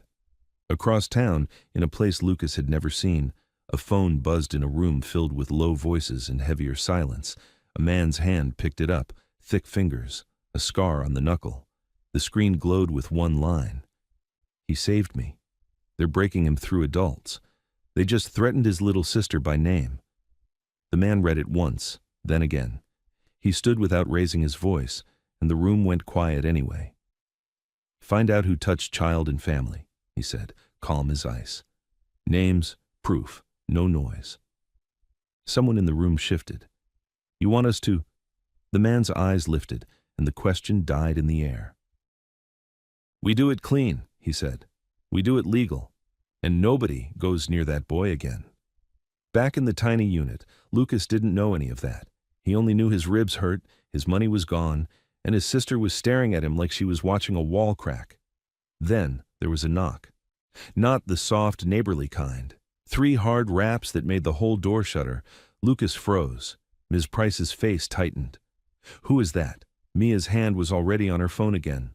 Lucas moved to the door on instinct, positioning his body between it and Lily. He opened it a few inches. A uniformed deputy stood in the hall, face blank, one hand resting near his belt. Behind him, Ms. Halloway stood with her clipboard, expression smooth as ever. "Lucas Reed," the deputy said. "We need to come in." Ms. Halloway's eyes slid past Lucas, searching the room. "We received new information," she said calmly, "and we need to ensure Lily is safe right now." Lucas's throat went dry. "What new information?" he managed. The deputy's gaze didn't soften. "Step aside, son." Lucas tightened his grip on the door edge as Ms. Halloway lifted her clipboard. "Lily needs to come with us for the night," she said, voice gentle like she was offering a blanket. "Until we sort this out." Lucas didn't step aside. He didn't slam the door either. He held it exactly where it was, open just enough to be polite, closed enough to be a boundary, like he was trying to keep the whole world from rushing in on Lily. The deputy's stare was flat, practiced, one of those faces that could look at a kid's fear and call it procedure. Ms. Halloway stood half a step behind him, clipboard angled against her coat, expression smooth as if this was just a scheduling mix-up. "Before we continue, tell us in the comments where you're watching this from. Because if you've ever seen power abuse in real time, you know it doesn't always kick down doors. Sometimes it smiles and says, 'Step aside, son.'" "What new information?" Lucas asked again, forcing his voice to stay even. His ribs screamed when he breathed, but he didn't let it show. "You said earlier she wasn't in immediate danger." Ms. Halloway's eyes flicked, quick, like she remembered saying it, and didn't love that he did too. "We received a call," she said, "about an incident involving you." The deputy shifted his weight, hand still hovering near his belt. "We can do this easy, or we can do this hard." Lucas's jaw tightened. "I want to see the order." Ms. Halloway's mouth barely moved. "Emergency removals don't always require—" "They do," Lucas cut in. He stopped himself from sounding sharp, corrected immediately. "You're asking to take a child from her home. Show me the paperwork." Behind him, Lily made a small sound, like she was trying not to cry and failing. Ms. Price, standing rigid near the couch, lifted her chin. Baby ain't going nowhere without papers, Ms. Price said, voice steady as stone. The deputy's eyes finally flicked past Lucas, scanning the room, landing on Lily. Ma'am, he said, warning in the word, this is official business. And I'm officially not blind, Ms. Price replied. Mia stood near the table with her phone in her hand. She hadn't said a word yet, but Lucas could feel her presence like a second heartbeat in the room. The phone screen was dark, but her thumb hovered like it could light up the world in a second. Lucas kept his gaze on Ms. Halloway. What incident? Ms. Halloway flipped a page on her clipboard, as if she needed it to remember a script. We were informed you were involved in another physical altercation this evening. Lucas felt the blood drain from his face. No. The deputy stepped forward, pushing the door wider by inches. We got a call from a concerned citizen. Said you were violent, said the child is in danger. Lucas planted his foot against the door edge, keeping it from moving more. A concerned citizen, he repeated quietly, like he was tasting the lie. Ms. Halloway's tone softened, as if she was talking to a frightened animal. Lucas, this is not a punishment. This is a temporary safety measure. Temporary, Lily whispered from the couch. Her voice was small and brittle. Like last time, Lucas's chest tightened so hard he almost couldn't breathe. Ms. Halloway's eyes flicked to Lily. Sweetheart, don't, Lily snapped, the word sudden and sharp. Don't call me that, the deputy's jaw flexed. Enough, Lucas raised one hand, palm down, a silent message to Lily. Don't give them anything. Then he looked back at Ms. Halloway. You were here 2 hours ago, Lucas said. You saw the house. You saw Lily. You said she wasn't in immediate danger. Ms. Halloway's pen tapped once against the clipboard. And now there's additional information. From who? Lucas asked. Tell me. I can't disclose the reporter, she said automatically. You can tell me what they claimed, Lucas replied. Exactly, word for word. Ms. Halloway hesitated a fraction. They claimed you assaulted someone at a store and returned home in an agitated state. They claimed Lily was screaming. Lucas stared. That's not what happened. The deputy took another small step, trying to turn inches into permission. Step aside, son. Lucas didn't move. No. The air in the hallway sharpened. Ms. Price shifted closer to Lily like her body could be a shield. Mia finally spoke, calm and clear. Deputy, what's your name and badge number? The deputy turned his head like he'd just noticed her. Who are you? A witness, Mia said. Name and badge number. The deputy's eyes narrowed. This doesn't concern you. It concerns a child, Mia replied, and lifted her phone slightly. And I'm recording. The deputy's face tightened, but he didn't stop her. Maybe he didn't want to look afraid of a phone. Maybe he didn't want to admit it mattered. Lucas swallowed hard. If you take her tonight, where's she going? Ms. Halloway's expression stayed neutral. A temporary placement. Which one? Lucas asked. I can't disclose that either, she said. Lucas felt the panic clawing up the back of his throat. Temporary placement meant a stranger's couch, unfamiliar pills, unfamiliar rules, unfamiliar silence. One missed dose, one wrong meal. One night where Lily woke up afraid and nobody knew how to talk her down. No, Lucas said, voice shaking now despite him. She stays here, the deputy's patience thinned. You're obstructing. I'm asking for the legal order, Lucas fired back. The deputy's eyes hardened. I am the legal order right now. Mia's voice cut in, sharp. That's not how it works. The deputy's gaze snapped to her. You want to test it? Mia held his eyes. I want you to say that on camera again. For a second, nobody moved. Fluorescent hallway light buzzed. Somewhere down the hall, someone's TV laughed. Lucas forced his breathing to slow. He remembered the list on the table. He remembered Mia's notebook. He remembered the audio file where Drew had said Lily's name like it was a weapon. He looked at Ms. Halloway. You're here because of an anonymous report. Ms. Halloway's eyes didn't blink. Yes. And you're acting on a second anonymous report, Lucas said, right after you talked to me about emotional regulation and instability. Ms. Halloway's mouth tightened. Lucas, you're trying to provoke me, Lucas said. The words came out before he could polish them. You want me to get angry so you can write it down. The deputy's voice dropped. Watch your tone. Mia took one step closer to the door, phone still raised. He's calm. You're the one escalating. Ms. Halloway drew a slow breath, like she was deciding which mask to wear. Lucas, she said, I have authority to ensure Lily's safety. Then use it on the people threatening her, Lucas shot back. Ms. Holloway paused, just barely. Who is threatening her? Lucas's throat tightened. Mia answered for him. Drew Keller. The deputy's face didn't change, but something in his eyes did. Recognition. A tiny shift that told Lucas everything he needed to know. Ms. Holloway's gaze slid to Mia. Do you have evidence of that claim? Mia's thumb moved, quick, and her phone screen lit.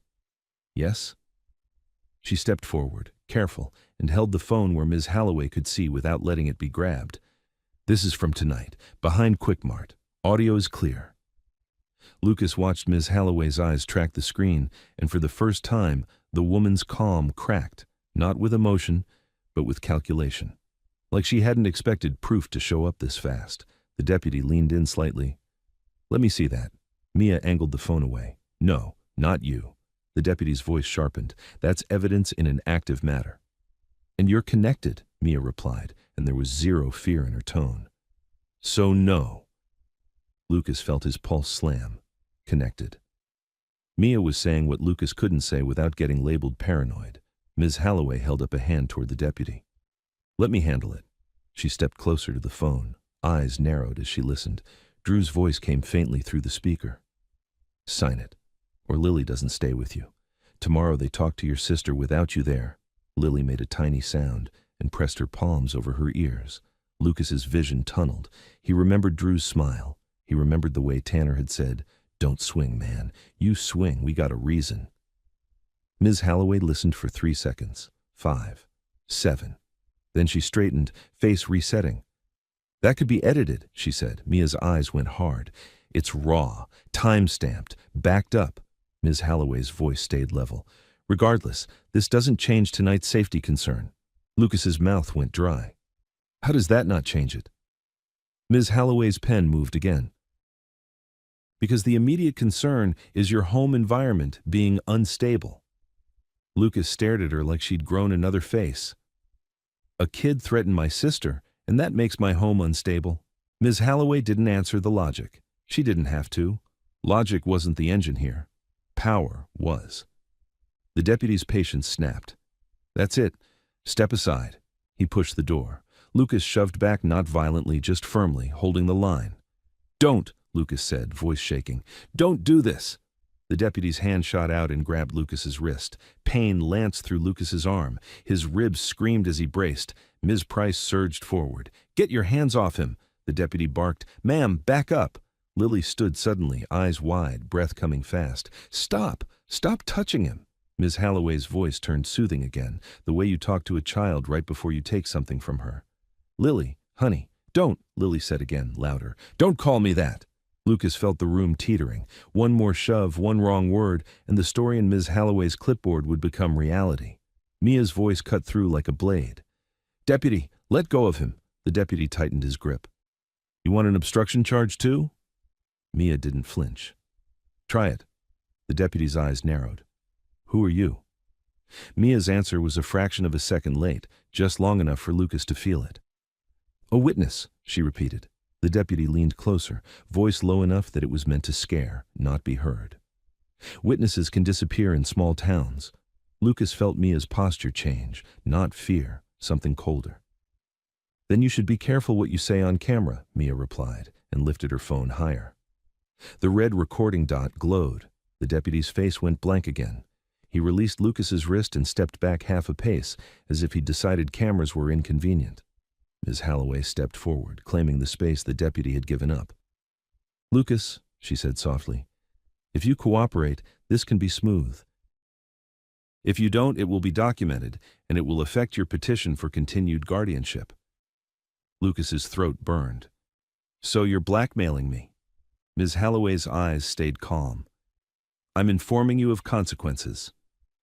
Mia spoke quietly, but every word landed. We're calling your supervisor, right now. Ms. Holloway's eyes flickered. It's after hours. Mia didn't blink. Then we call the on-call supervisor, state office, whoever answers. Lucas stared at Mia. We don't have numbers. Mia's thumb moved on her screen. I do. Lucas didn't ask how. Mia stepped away from the doorway, phone to her ear now, turning her back slightly. Hi, she said, voice controlled. I need the on-call supervisor for Child and Family Services. It's urgent. There's an attempted emergency removal at... Ms. Halloway's face tightened. The deputy's eyes narrowed again. Lucas felt the shift. They hadn't expected resistance that sounded competent. Ms. Halloway moved quickly, not toward Mia, but toward Lily, like Lily was the lever she could pull without cameras accusing her of force. Lily, Ms. Halloway said gently, stepping into the room. We're going to go for a little while, okay? Just tonight. Lily backed up, shaking her head hard. No. Ms. Halloway reached out, palm open. I just need you to come with me. Lucas lunged forward and stopped himself at the last second, catching his own movement. He didn't touch Ms. Halloway. He didn't grab. He didn't give them that. He just placed himself between her and Lily, hands visible, voice low. Don't, Lucas said. Don't touch her. The deputy stepped in behind Ms. Halloway, angling himself to look like the reasonable one. Son, you're making this worse. Lucas's voice trembled. I'm making it documented. Mia's phone call turned into words that made Lucas's blood run cold. Yes, I'm recording, Mia said into the phone. Deputy is here. Ms. Halloway is attempting to take the child without showing an order. We have evidence the child is being threatened by a student connected to law enforcement. I need someone to intervene now. She paused, listening. Then her eyes lifted and locked on Ms. Halloway.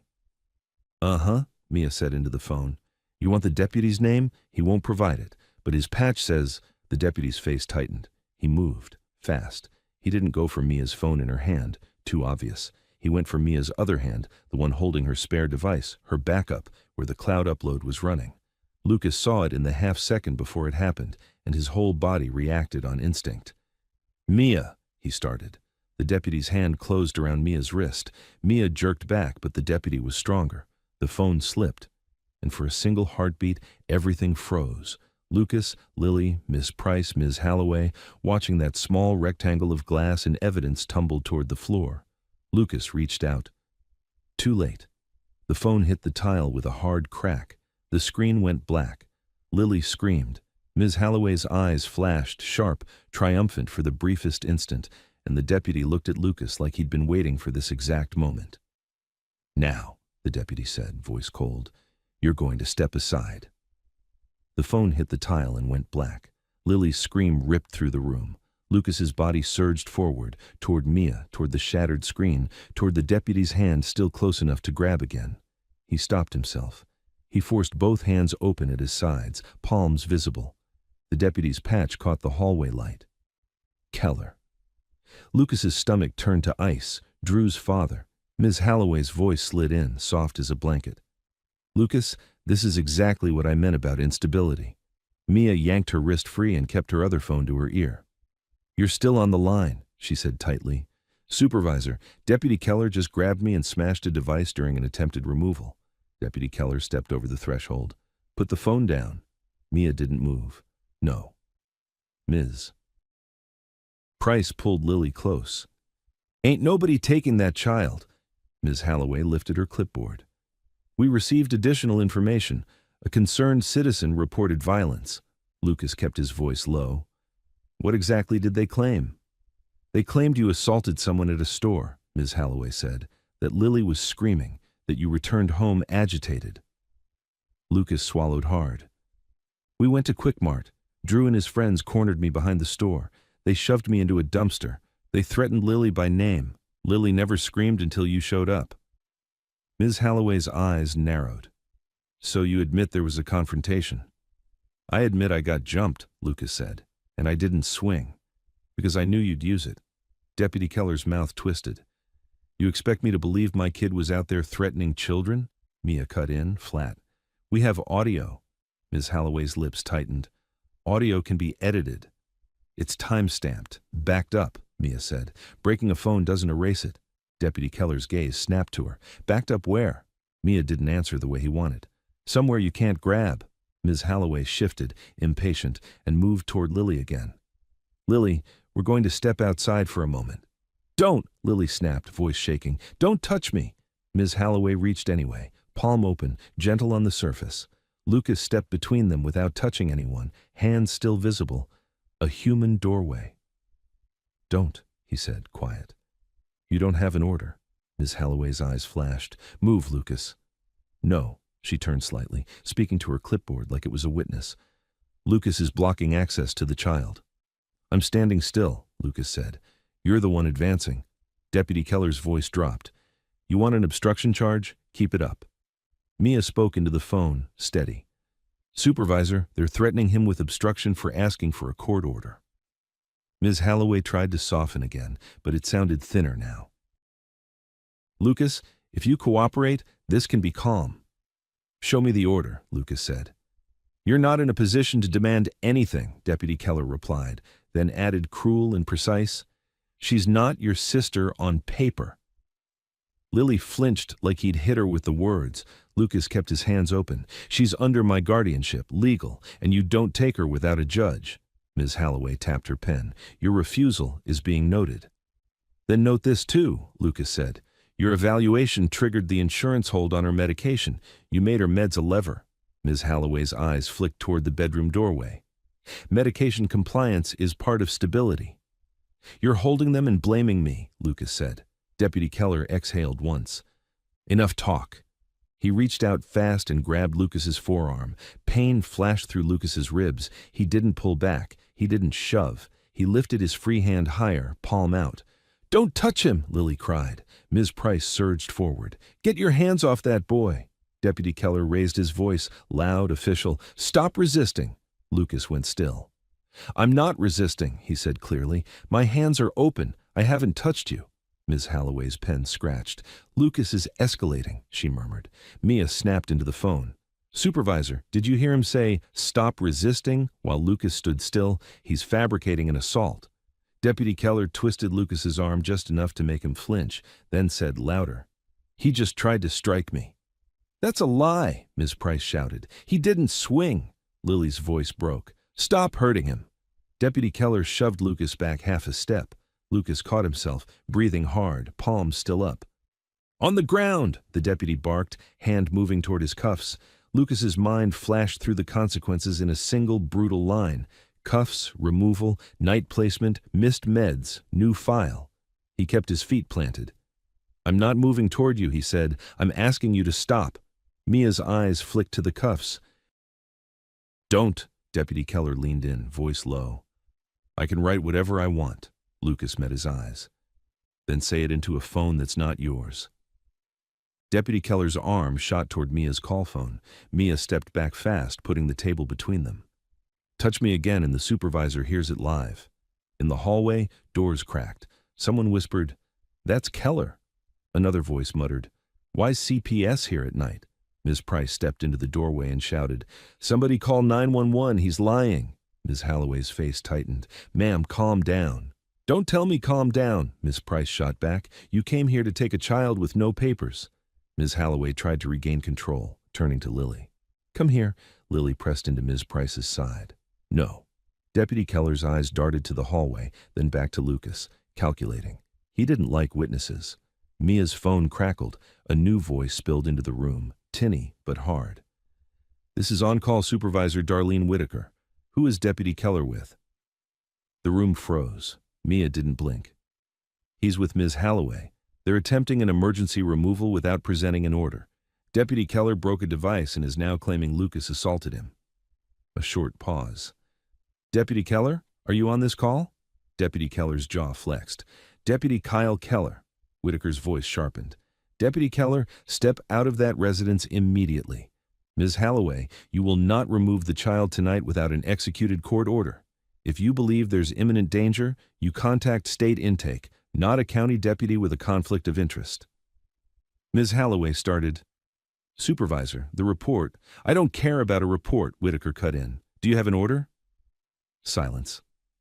"No," Ms. Halloway said. "Then leave," Whitaker said. "Now. And Ms. Halloway, if I get another complaint tonight about removal without authority, I open a compliance investigation myself." Deputy Keller pointed at Mia's phone. "That recording? Hand it over," Whitaker's voice snapped. "Deputy Keller, you will not seize phones in a civil welfare contact. Step out." Relief hit Lucas so hard his knees wanted to fold. He stayed upright only because Lily was watching. Deputy Keller released Lucas and stepped back, eyes burning. "This isn't over," he muttered. Mia lifted her phone. "Say it again for the supervisor." Deputy Keller didn't. Ms. Halloway gathered her clipboard. "We'll follow up during business hours," Whitaker's voice snapped. "Leave, now." They went, Ms. Halloway first, Deputy Keller last. He paused at the threshold, staring at Lucas with a look that promised the next attack would be quieter. Then the door shut. Silence. Lily's breathing. Lucas's ribs throbbing. "They almost took me," Lily whispered. Lucas knelt, slow and careful, and took her shoulders gently. "They didn't," he said. "Not tonight." Lucas looked down. A red mark was already blooming around his forearm where Keller had grabbed him. He lifted his own phone and took a photo with the timestamp showing, then another of the broken device on the floor. "Write it," Mia said, already opening her notebook. Exact words. "Stop resisting. Assaulted an officer. Put it on paper." Lucas sat at the table and forced his hand to move, even while his chest rattled with pain. Ms. Price pulled a chair closer to Lily and stayed there like a guard. "I don't want to sleep," Lily whispered. "You don't have to," Ms. Price said. "Not alone." Mia's eyes stayed on Lucas. "This is going to come again," she said softly. "Tomorrow or the next day. So tonight we build a record they can't rewrite." Mia ended the call and finally let her hand shake. "I'm emailing the file and the timestamps," she said. "Tonight." Ms. Price stroked Lily's hair with trembling fingers. "Baby, you stay right here." Mia looked at Lucas. "We need a medical record for your ribs. Urgent care tonight." Lucas swallowed. He hated that she was right. Mia's phone buzzed with a message from an unknown number.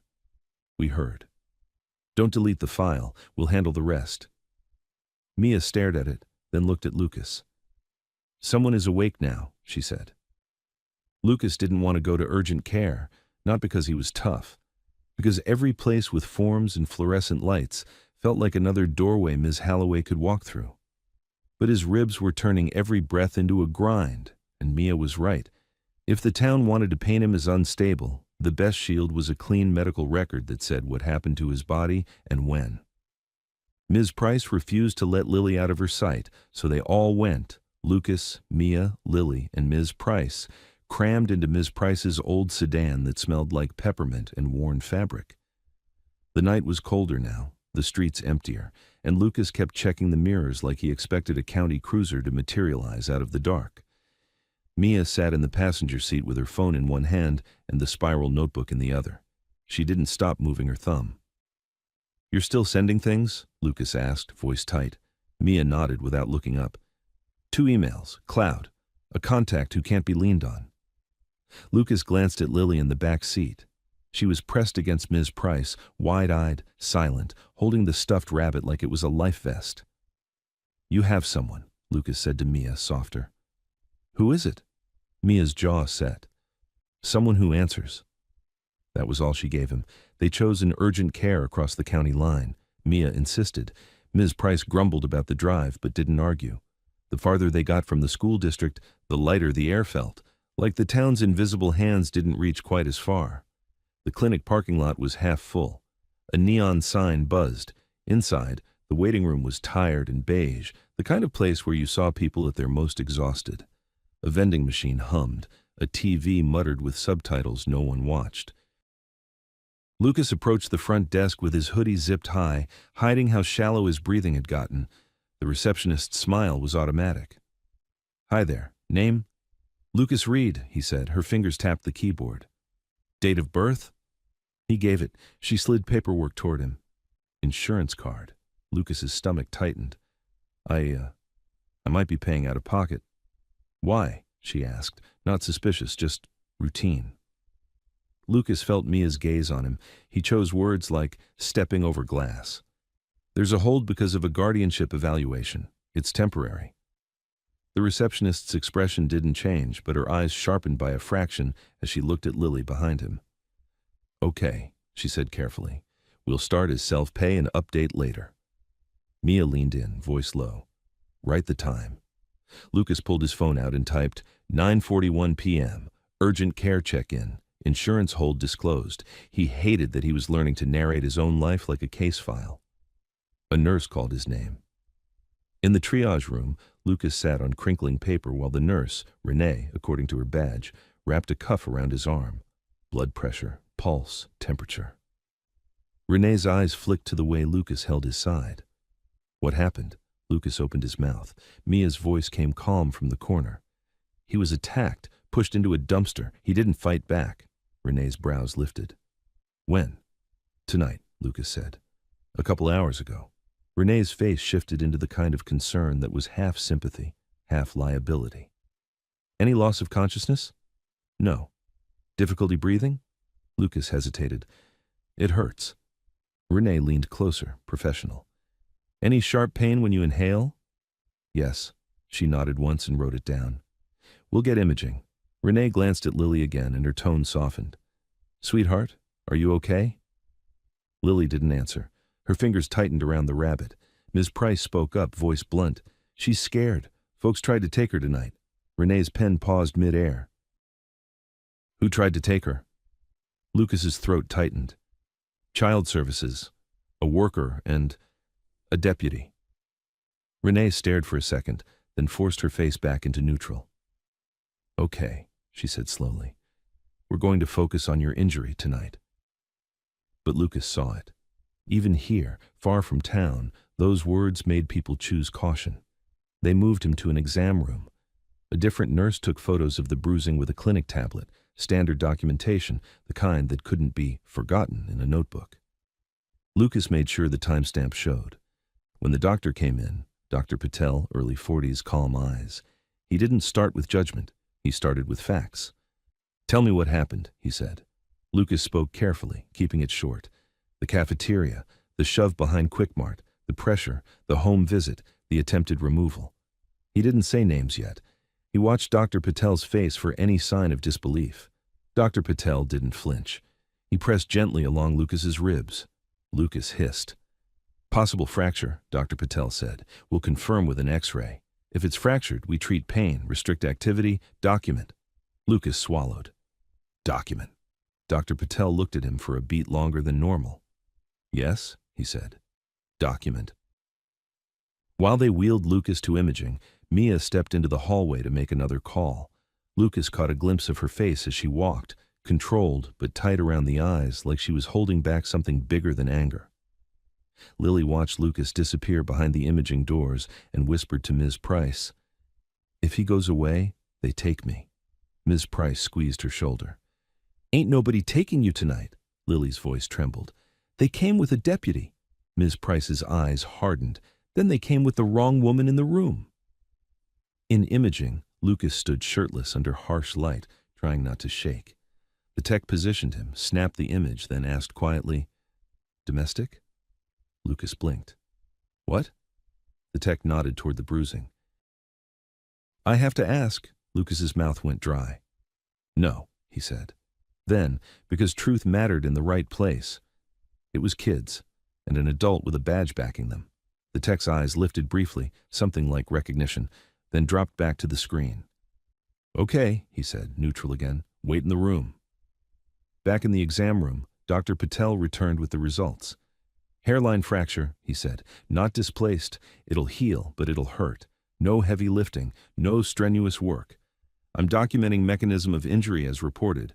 Assault with blunt force, impact against a hard surface. Lucas's chest loosened a fraction. Thank you. Dr. Patel looked at Lily's chart Ms. Price had brought. Pages of medication history, diagnoses, refill schedule. I'm also writing a note, Dr. Patel said, regarding medical necessity. If her medication is being delayed due to administrative issues, this note states missed doses pose risk.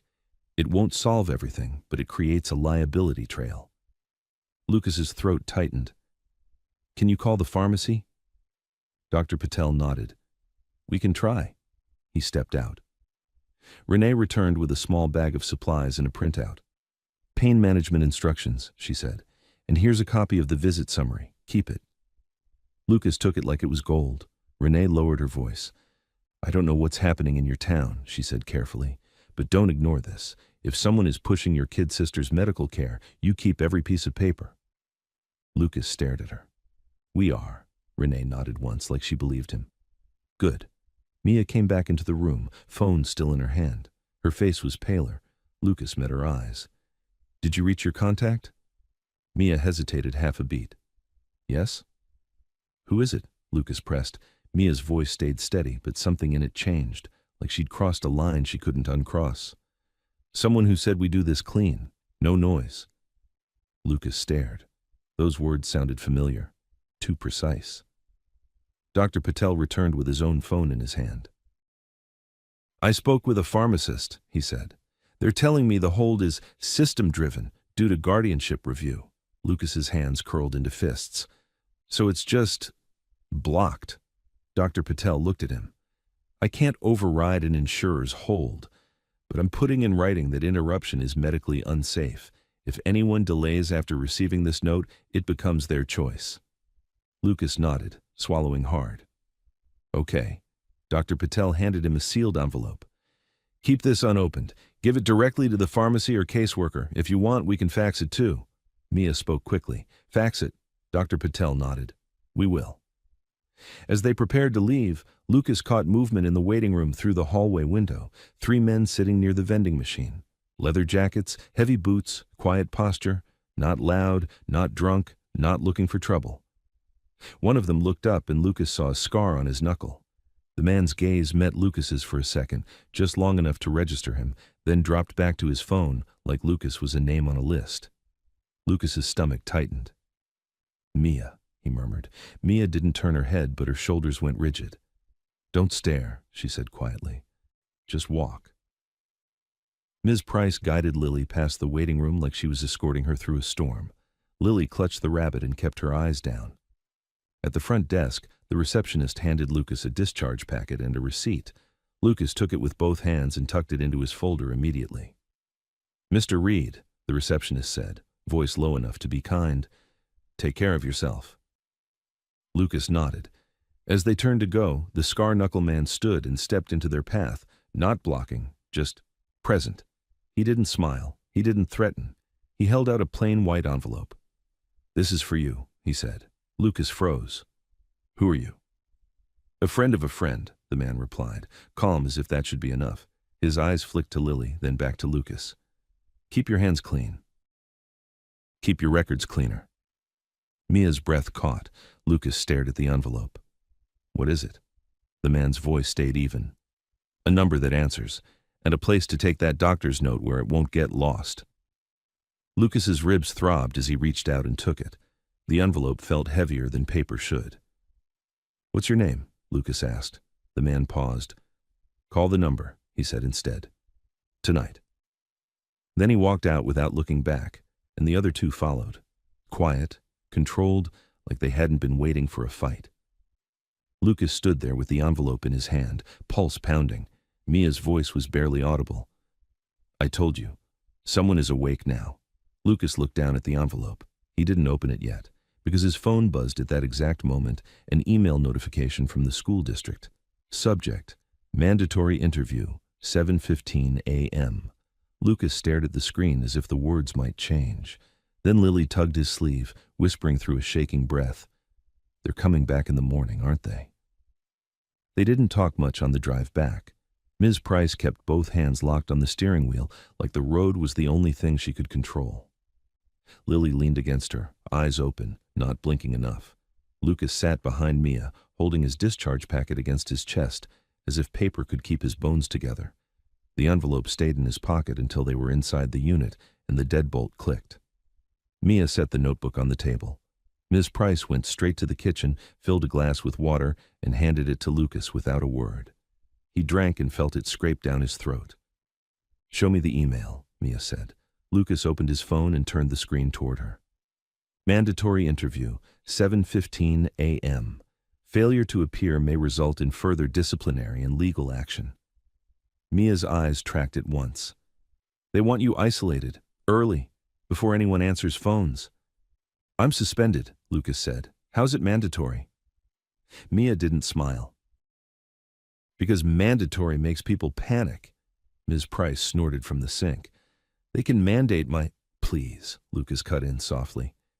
He didn't have room for explosions, even friendly ones. He pulled the envelope out and placed it on the table. For a second, he just stared at it. It felt wrong that one thin strip of paper could change anything. Nothing changed like that for people like him. Mia didn't touch it. She waited, giving him the choice. Lucas slid a finger under the flap and opened it. Inside was a business card and a folded sheet. The card was plain. No logo, just a name and number. Elias Sutter, attorney at Law 24/7 line. The folded sheet had 3 lines, printed like instructions, not a message. Do not attend any interview without counsel. Do not speak to school resource or deputies outside recorded channels. Bring all documents. Photograph all injuries. Keep a timeline. Lucas looked up. You sent this. Mia's jaw tightened. I sent your note. I didn't send that. So who did? Lucas asked. Mia didn't answer. She reached for her phone. Call. Lucas hesitated. What if it's a trap? Mia's eyes stayed steady. Then it's a trap that found you anyway. Call. He dialed. The line rang once, twice. A man picked up on the 3rd ring, voice low, awake, not groggy. Sutter. Lucas swallowed. My name is Lucas Reed. A pause, not surprise, confirmation. I know. Lucas's pulse jumped. Who are you? An attorney, Sutter said. And right now, you're going to say as little as possible. Lucas glanced at Mia. She nodded once, small. They want me at a mandatory interview at 7:15, Lucas said. School resource officer. There was an attempted removal tonight. They called me violent. Do you have injuries documented? Sutter asked. Yes, urgent care, X-ray, hairline fracture. Good, Sutter said. Do you have a copy of the attempted removal call? Names? Mia spoke for the first time into Lucas's phone, careful. On-call supervisor Whitaker intervened. Deputy Kyle Keller was present. Ms. Halloway was the worker. Silence for a beat, then Sutter's voice sharpened slightly. Keller, copy. Lucas felt cold. What do I do about the interview? You do not go alone, Sutter said, and you do not answer questions without me present. If they insist, you say one sentence. I'm represented, and I will not speak without counsel. Then you shut up. Lucas swallowed. I don't have money. You have a kid who can be taken, Sutter said. Payment can be discussed later. Your silence can't. Lucas's ribs ached as he breathed. They're holding my sister's medication because of the evaluation. Get me the doctor's note, Sutter said. Tonight, photo it, send it. We'll fax it to the insurer and CFS intake. Then, if someone delays, we have names. Mia was already taking pictures of the urgent care summary. Sutter continued, voice steady. I want you to meet me at 6:10 a.m., not at the school. At the diner off Route 9. Booth in the back. Bring everything. Lucas stared at the card in his hand. Why a diner? Because the sheriff's office doesn't get to decide what's private, Sutter replied, and because public places have cameras. Ms. Price stepped closer, drying her hands on a towel. Who is that? Mia answered for Lucas. A lawyer.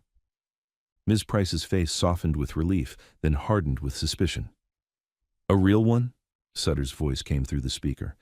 Ma'am, I'm real enough to file complaints by sunrise. Ms. Price nodded like she'd accept that. Sutter's tone changed. Lucas, tonight was a probe. They tested how easily they can enter your home and control the narrative. The next move will be cleaner. Paper, not fists. Lucas looked at Lily. She was listening, silent, absorbing every word as if it was weather. What does that mean? Lucas asked. It means they'll try to get you to sign something, Sutter said, or they'll get a judge who doesn't read and they'll show up with an order. So we get ahead of it. How? Lucas asked.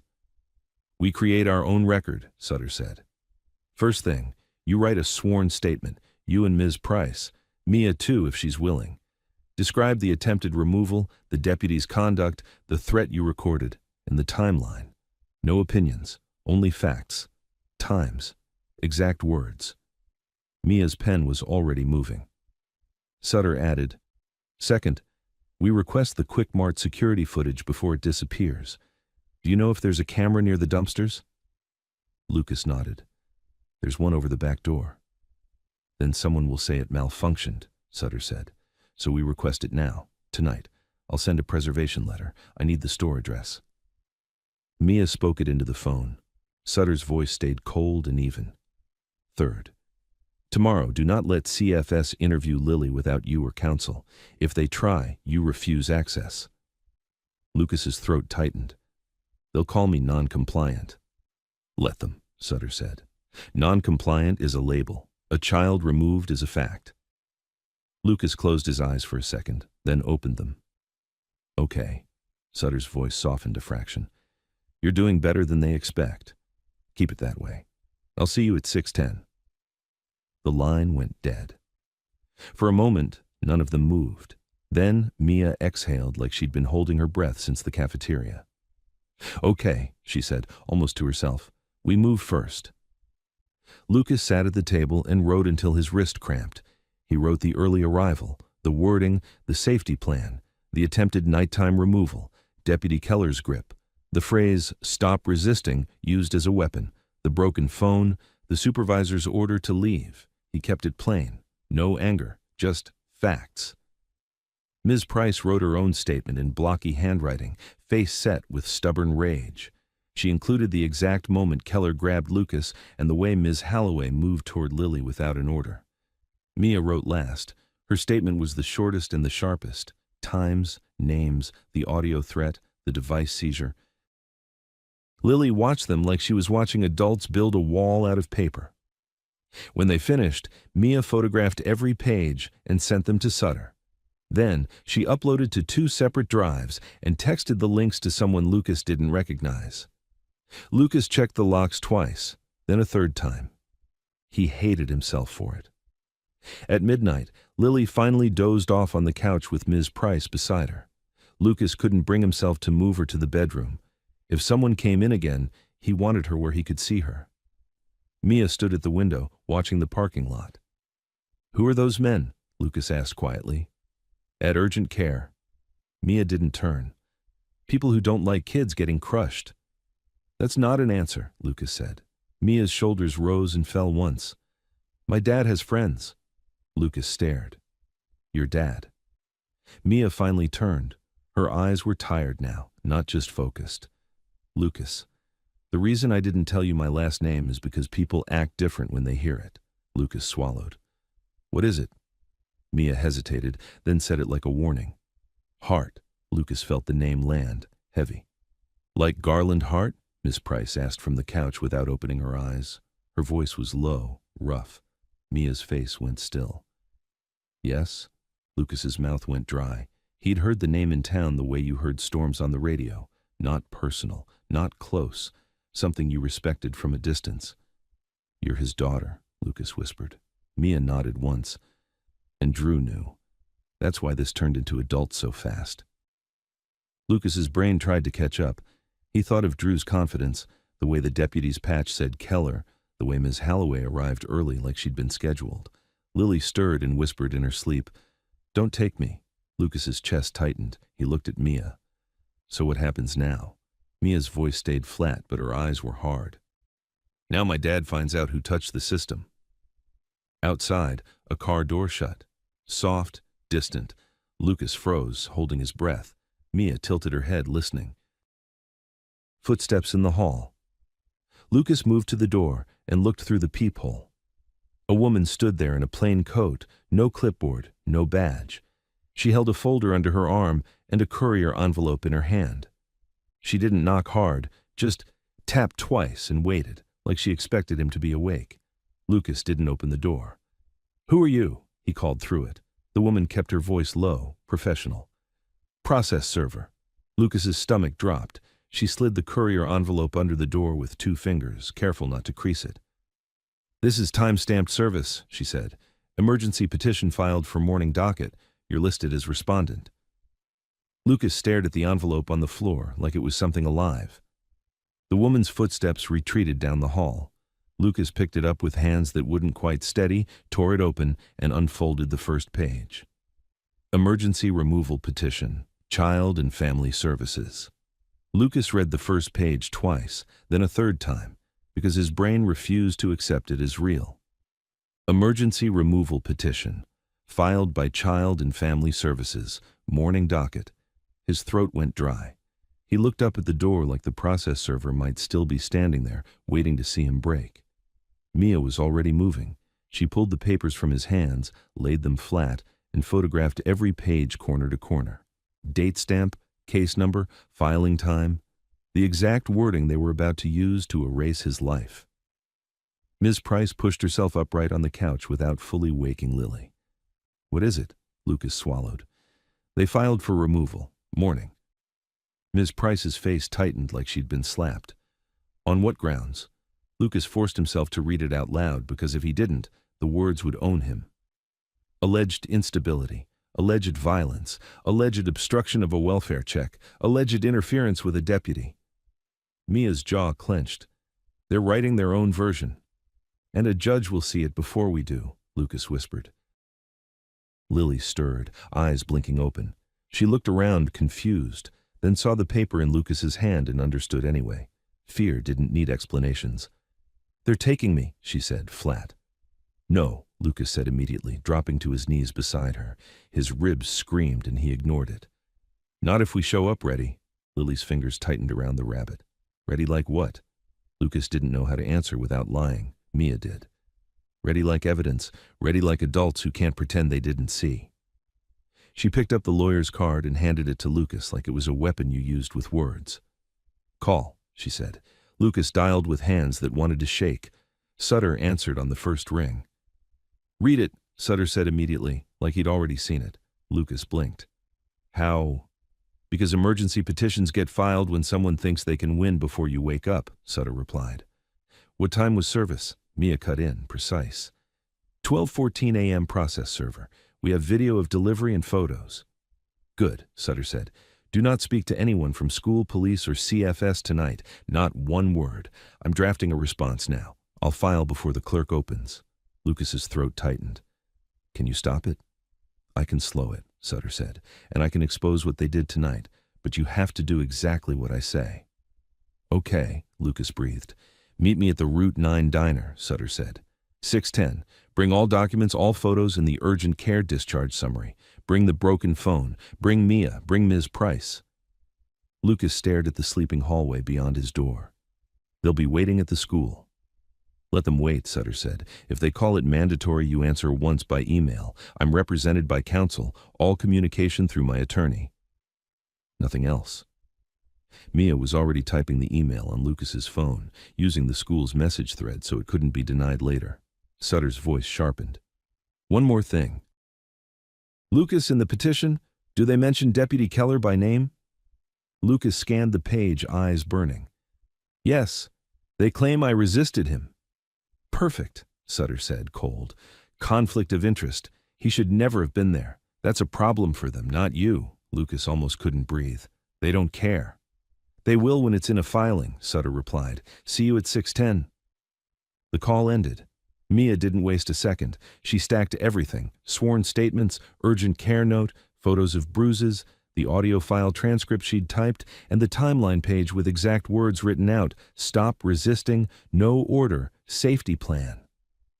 She slid the packet into Lucas's folder and taped the envelope shut like it was evidence in a trial. Ms. Price sat with Lily, whispering steady nonsense: cartoons, breakfast, school lunches, anything that sounded normal enough to keep Lily from spiraling. Lucas sat at the table, staring at the petition again, and felt rage try to rise. He pushed it down. Rage was what they wanted. Rage was what they could write. At 3:06 a.m., Mia's phone buzzed once. She glanced at the screen and her face went still. Lucas whispered, "What?" Mia hesitated. "My dad knows. He said, 'Don't miss the diner. Don't do anything loud.'" Lucas's mouth went dry. "He's involved now." Mia's eyes stayed hard.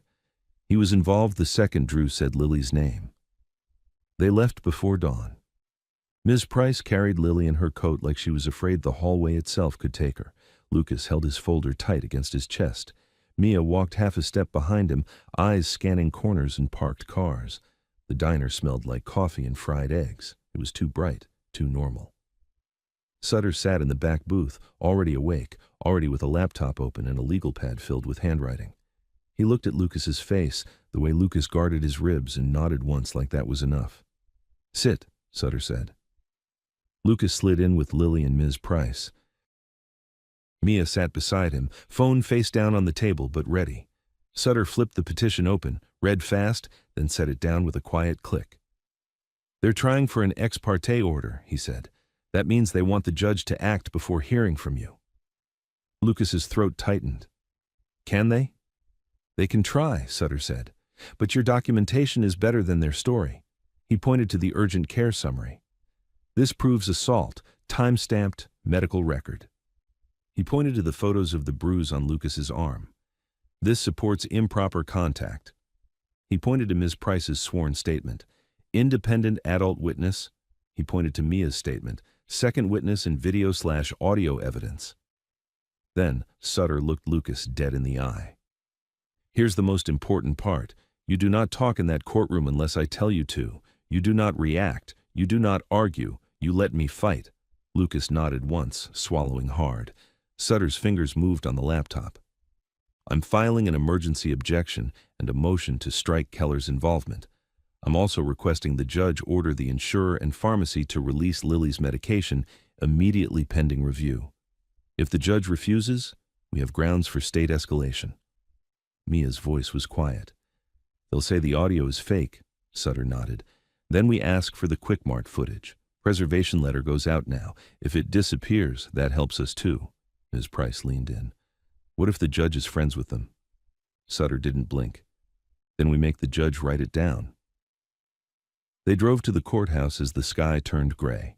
The building was small-town official. Flags, stone steps, old plaques. Lucas felt like he was walking into a place built to swallow people like him. Inside, Deputy Keller stood near the hallway, uniform crisp, face blank. Drew was there too, leaning against a wall, hands in his pockets like this was a game day. When Drew spotted Lucas, his mouth curved. Lucas kept his eyes forward. Sutter stepped between them without looking at Keller. "Deputy," he said, voice flat, "do not speak to my client." Keller's jaw flexed. "He assaulted an officer." "Alleged," Sutter replied, "and you're conflicted. So I suggest you stand down before you create another problem." Keller's eyes slid to Mia, then away fast like he didn't want to acknowledge her. Ms. Halloway appeared with a folder, face smooth, but her eyes sharpened when she saw Sutter. "Mr. Reed," she began. Sutter cut her off.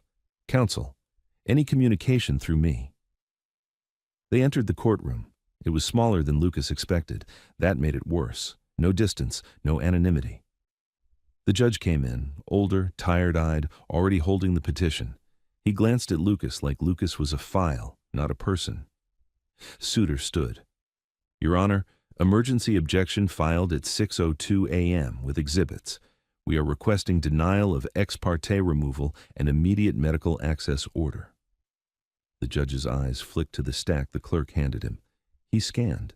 His brow tightened slightly at the urgent care report, at the timestamps, at the words hairline rib fracture and assault with blunt force.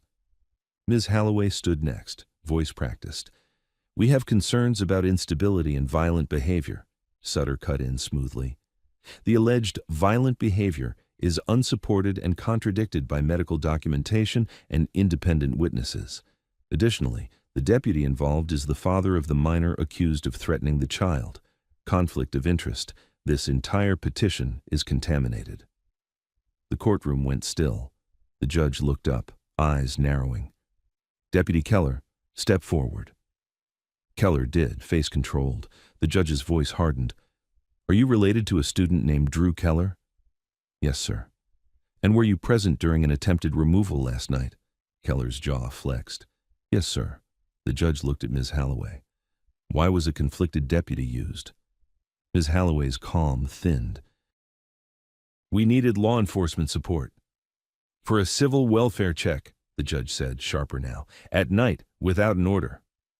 Lucas felt his pulse slam. It wasn't victory, not yet, but it was the first crack in their script. Sutter spoke again, steady. "Your Honor, we also request a direct order that the minor not be interviewed without counsel present and that the child's medication access be restored today." The judge stared at the paper, then at Lily sitting small beside Ms. Price, clutching her rabbit like it was part of her body. Finally, he spoke. "Ex parte removal is denied at this time. Lucas's lungs loosened so hard it almost hurt. The judge lifted a finger. However, a full hearing will be scheduled within 72 hours. Child Services will conduct a daytime welfare check with a non-conflicted officer, if any. And Mr. Reed. Lucas froze. Sutter's hand touched Lucas's shoulder, a silent warning. Don't speak. The judge continued, eyes on Sutter now. I am ordering the insurer and pharmacy to release the child's medication pending review. Today. Ms. Holloway's face tightened. Deputy Keller's eyes burned. Drew's smile faltered for the first time. Sutter nodded once. Thank you, Your Honor. As they filed out, Lucas kept his head down, folder clutched tight. Lily whispered, barely audible. I'm still yours? Lucas's throat tightened. He nodded once. Yes. They stepped onto the courthouse steps into cold morning air that tasted like metal. Mia's phone buzzed. She looked at the screen, and the color drained from her face. Lucas saw one line over her shoulder. Drew has filed a criminal complaint. Assault on a deputy. Mia's voice went flat. They're switching to handcuffs. Mia didn't show Lucas the whole screen. She didn't have to. The words were enough. Assault on a deputy. Lucas stood on the courthouse steps with his folder pressed to his chest, the cold air cutting into his lungs, and felt the ground shift again. Like every time he found a foothold, the town moved the cliff under him. Sutter took Mia's phone, read the message once, then handed it back without a flicker of panic. Good, he said. Lucas blinked. Good? Good because it tells me exactly what they're doing, Sutter replied, already moving them down the steps. They lost the removal today, so now they want handcuffs. Different doorway, same destination. Ms. Price tightened her hold on Lily. They can't do that. Not after the judge. They can file anything, Sutter cut in. They just can't prove it. That's our job. Lucas's ribs throbbed with every step. Do I get arrested? Sutter stopped long enough to look him dead in the eye. Not if you do exactly what I say. You do not speak to any officer today. You do not answer calls. You do not go back to school. You go with me. You pick up the medication with a court order in hand, and you let them choke on their own paperwork. Mia's jaw tightened. They'll try to intercept him. Sutter nodded once. That's why we move now. They didn't go to Lucas's unit. Not yet. Sutter drove them to his office, 2 rooms above a tax service in a strip mall, the kind of place no one respected until they needed it. Inside, Sutter locked the door behind them and immediately started making calls. Clerk, I need certified copies of the medication order, he said into one line. Yes, today. On another line, DA's office, I'm notifying you of a retaliatory criminal complaint filed by Deputy Keller, conflicted party. I'm emailing exhibits. Lucas watched Sutter's hands, steady, relentless, no emotion, just motion. Like Sutter had done this exact dance with small towns before. Mia sat on the edge of the chair with her phone in her lap. Lily sat beside Miss Price, rabbit clutched tight, eyes tracking every adult voice. Sutter ended a call and looked at Lucas. Take your shirt off. Lucas blinked. What? Bruises, Sutter said. We photograph, today, with my timestamp, with a witness. Lucas did it, jaw clenched. Sutter took photos of the rib bruising and the red mark on Lucas's arm where Keller grabbed him, then photographed the urgent care discharge summary next to Lucas's driver's license so no one could claim the date belonged to someone else. Mia slid the broken phone across the desk. He grabbed me. It fell. Screen died. Sutter picked it up carefully like it was glass evidence. Good. That's destruction of property during a civil action. Add it. Mia's mouth tightened. He did it on purpose. I don't need purpose, Sutter replied. I need pattern. He turned his laptop toward them. Now we go to the pharmacy with the judge's order. If they refuse, we document the refusal. If they delay, we document the delay. Then, we file a complaint against the insurer's compliance team with the court order attached. Lucas swallowed. What if the deputy shows up? Sutter's eyes stayed flat. Then he better be ready to explain why he's interfering with a court order. They left with a certified copy in a sealed envelope and another copy folded into Sutter's inside jacket pocket. The sky was brighter now, but it didn't feel like daylight. It felt like exposure. At the pharmacy, Lucas's stomach clenched the second he saw the same pharmacist behind the counter. She looked up, recognized him, and her face tightened. like she'd been hoping he wouldn't return. Lucas placed the sealed court order on the counter without speaking. The pharmacist read the header. Her eyes moved faster as she found the judge's signature. A faint flush rose in her cheeks. "I'll need a moment," she said, and disappeared into the back. Mia leaned closer to Lucas, voice low. "Record." Lucas opened his phone and started recording. The camera pointed at the counter, the timestamp visible. Mrs. Price stood behind Lily like a wall. Lily's fingers clenched and unclenched around the rabbit's ear. The pharmacist returned, holding a bag that looked too small to carry so much meaning. "I'm releasing the medication," she said, voice stiff. "But I need you to sign here acknowledging—" Sutter stepped forward, calm. "He will sign receipt only, no additional statements." The pharmacist's eyes flicked to Sutter. "And you are?" "Counsel," Sutter said. The pharmacist slid the clipboard forward without arguing. Lucas signed. His hand shook only once. When the bag was in his hand, Lily's shoulders dropped like someone had loosened a rope around her chest. She didn't smile. She just breathed. Outside, in the parking lot, Mia finally exhaled hard. "Okay," she murmured, one fire out. Lucas stared at the bag in his hand. "So why do I feel worse?" "Because now they'll come for me instead," he thought. Sutter answered as if he'd heard it. "Because you're still thinking like a kid who has to survive alone," he said. "Stop. Today you have a record and a court order. That's a shield." Mia's phone buzzed again. She looked, and her eyes hardened. Lucas didn't have to ask. "What now?" Mia turned the screen toward Sutter instead. "They're posting it." On social media, Drew's face filled the frame, filmed from the front seat of a truck, eyes wide in fake outrage. He was talking about violent orphans, about assaulting law enforcement, about protecting children from unstable homes. He didn't mention Lily by name, but he didn't have to. In a town this small, everyone knew who the story was about by lunch. Under the video, comments piled up in real time, some cheering, some mocking, some asking where Lucas lived. Lucas felt nausea rise. Ms. Price swore under her breath.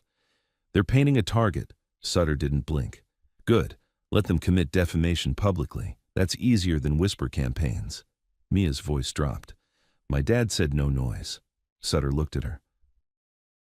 "Noise isn't violence. Noise is sunlight." Mia held his gaze, then nodded once like she accepted the difference. Back at Sutter's office, he drafted 2 filings with the speed of someone who didn't sleep when he was angry. A formal notice to the DA regarding Keller's conflict, a complaint request for internal review of the deputy's conduct during the attempted removal, and a preservation demand for all communications related to Lucas's case: school emails, CFS logs, dispatch records, and pharmacy hold notes. "Now," Sutter said, turning to Lucas, "you're going to do one thing, and you're going to do it perfectly. You're going to give Lily her dose, on camera, with the label visible, with the time visible." Lucas swallowed hard. It feels like you're living under a microscope," Sutter finished. "Yes, and that's what they wanted anyway. The difference is now you control the lens." Lucas did it. He filmed the bottle, the date, Lily taking the medication, and Lily drinking water after. Lily didn't complain. She didn't even look at the camera. She just obeyed like a kid who understood cameras were armor now. When it was done, Sutter nodded once. "Good." Mia's phone buzzed again, this time a message with no name, just a number. "You have 10 minutes to delete the audio, or the deputy executes the complaint." Mia's face went cold. She showed Sutter without speaking. Lucas felt his blood drain. "They can do that?" "They can try," Sutter said, and his voice stayed calm, but something behind it sharpened. "And now we have witness intimidation in writing." Mia's thumb hovered over her screen. "Do I reply?" "No," Sutter said. "We screenshot. We save. We don't play their game." Lucas stared at the message until the words blurred. 10 minutes. Delete the audio. Or else. Mia turned her phone face down. "It's backed up," she said quietly. "In places they can't touch." Sutter's laptop chimed, an incoming email. He opened it, scanned, then looked up at Mia. "Quickmart responded to the preservation letter," he said. "They're checking on the footage." Mia's eyes narrowed. "That means it's about to disappear," Sutter nodded slowly. "Unless we get it first." Lucas's ribs tightened as he breathed. How? Mia stood. We go there. Sutter held up a hand. Not you. Not with your name attached to every rumor in town. Mia's eyes stayed hard. Then I go. Ms. Price's voice was blunt. You ain't going alone. Mia looked at her, then nodded once. Okay. Lucas started to rise. Sutter's hand came down on Lucas's folder, firm. You stay. If they want an arrest scene, they don't get it. Lucas froze, hate and fear twisting together. I can't just sit here. You can, Sutter said, because the cleanest way to win is to not give them the picture they're trying to frame. Mia picked up the notebook and tucked it into her bag. We'll bring back the footage, she said, then added softer. Or we'll bring back the proof it was destroyed. Ms. Price tightened her coat around Lily. Baby, you stay with Mr. Sutter. Lily grabbed Lucas's sleeve. Don't let them take you. Lucas knelt, careful with his ribs, and pressed his forehead to hers for 1 second. I won't, he whispered. I promise. Mia and Ms. Price left. The office felt smaller after the door shut. Sutter sat across from Lucas and finally let a sliver of emotion into his voice. Not comfort, not pity. Something colder. Deputy Keller made a mistake touching this, he said. People like him win when nobody's watching. Today, too many eyes just opened. Lucas stared at the cracked edge of the broken phone on the desk, then at Lily's small hand gripping the rabbit, then at his own bruised arm. Outside, somewhere in town, Drew Keller was still smiling at his own video. Inside a strip mall office, Lucas Reed sat perfectly still, waiting for the next move to come through a door he didn't control. Mia and Ms. Price were gone less than 5 minutes when Sutter killed the lights in his front office and pulled the blinds down halfway. Not because we're hiding, he told Lucas, because I don't give them a clean shot through a window. Lucas sat rigid with Lily on his left and the folder on his right like they were both life support. Every time a car door slammed outside, his ribs tightened. Sutter's phone rang twice in 10 minutes. He ignored both, then answered the third on speaker. Elias Sutter, he said. A man's voice came through, sharp and official. This is Sergeant Malloy, Sheriff's Office. We need to speak with Lucas Reed regarding an assault complaint. Sutter didn't look at Lucas. You'll speak with me. We need him present, Malloy pushed. No, you don't, Sutter replied. If you have probable cause, you get a warrant. If you want a statement, you schedule through counsel. Pick one. A pause. Deputy Keller says your client assaulted him. Sutter's tone stayed flat. Deputy Keller is conflicted, retaliatory, and was present at a welfare contact without an order. I filed notice of that with the court this morning. If you proceed on his word alone, you're stepping into it with both feet. Malloy exhaled. So he's refusing to cooperate. He's exercising rights, Sutter corrected. If you show up without a warrant, we record you, we file. If you show up with a warrant, we comply, and I'll see you in court. The line went dead. Lily's fingers clenched around the rabbit. Are they coming? Sutter finally looked at her. Not with me on the phone, he said, and not with what we've already saved. Lucas's stomach rolled anyway. They can still try, Sutter nodded once. That's why we don't give them a scene. At 11:18 a.m., Mia texted only 2 words. Got footage. Lucas's breath caught. Show me. Sutter took the phone, not Lucas. Not yet, he said, already calling her back. Where are you? Mia answered on speaker, voice tight but controlled. Quickmart manager tried to stall. Said the back camera glitched. Ms. Price saw him reach for the DVR like he was about to wipe it. I told him we had a preservation letter. Then an employee, teen kid, pulled me aside and said the system auto-uploads to a cloud backup. Sutter's eyes sharpened. Did you get it? Yes, Mia said. 2 angles. You see Drew's truck. You see them pull Lucas behind the van. You see Blake pin him. You hear voices, and you see Drew step in close. Lucas's throat tightened. Does it catch the threat? Not the words, Mia admitted, but it shows the assault. It shows Lucas never swings, and it shows them choosing a blind spot.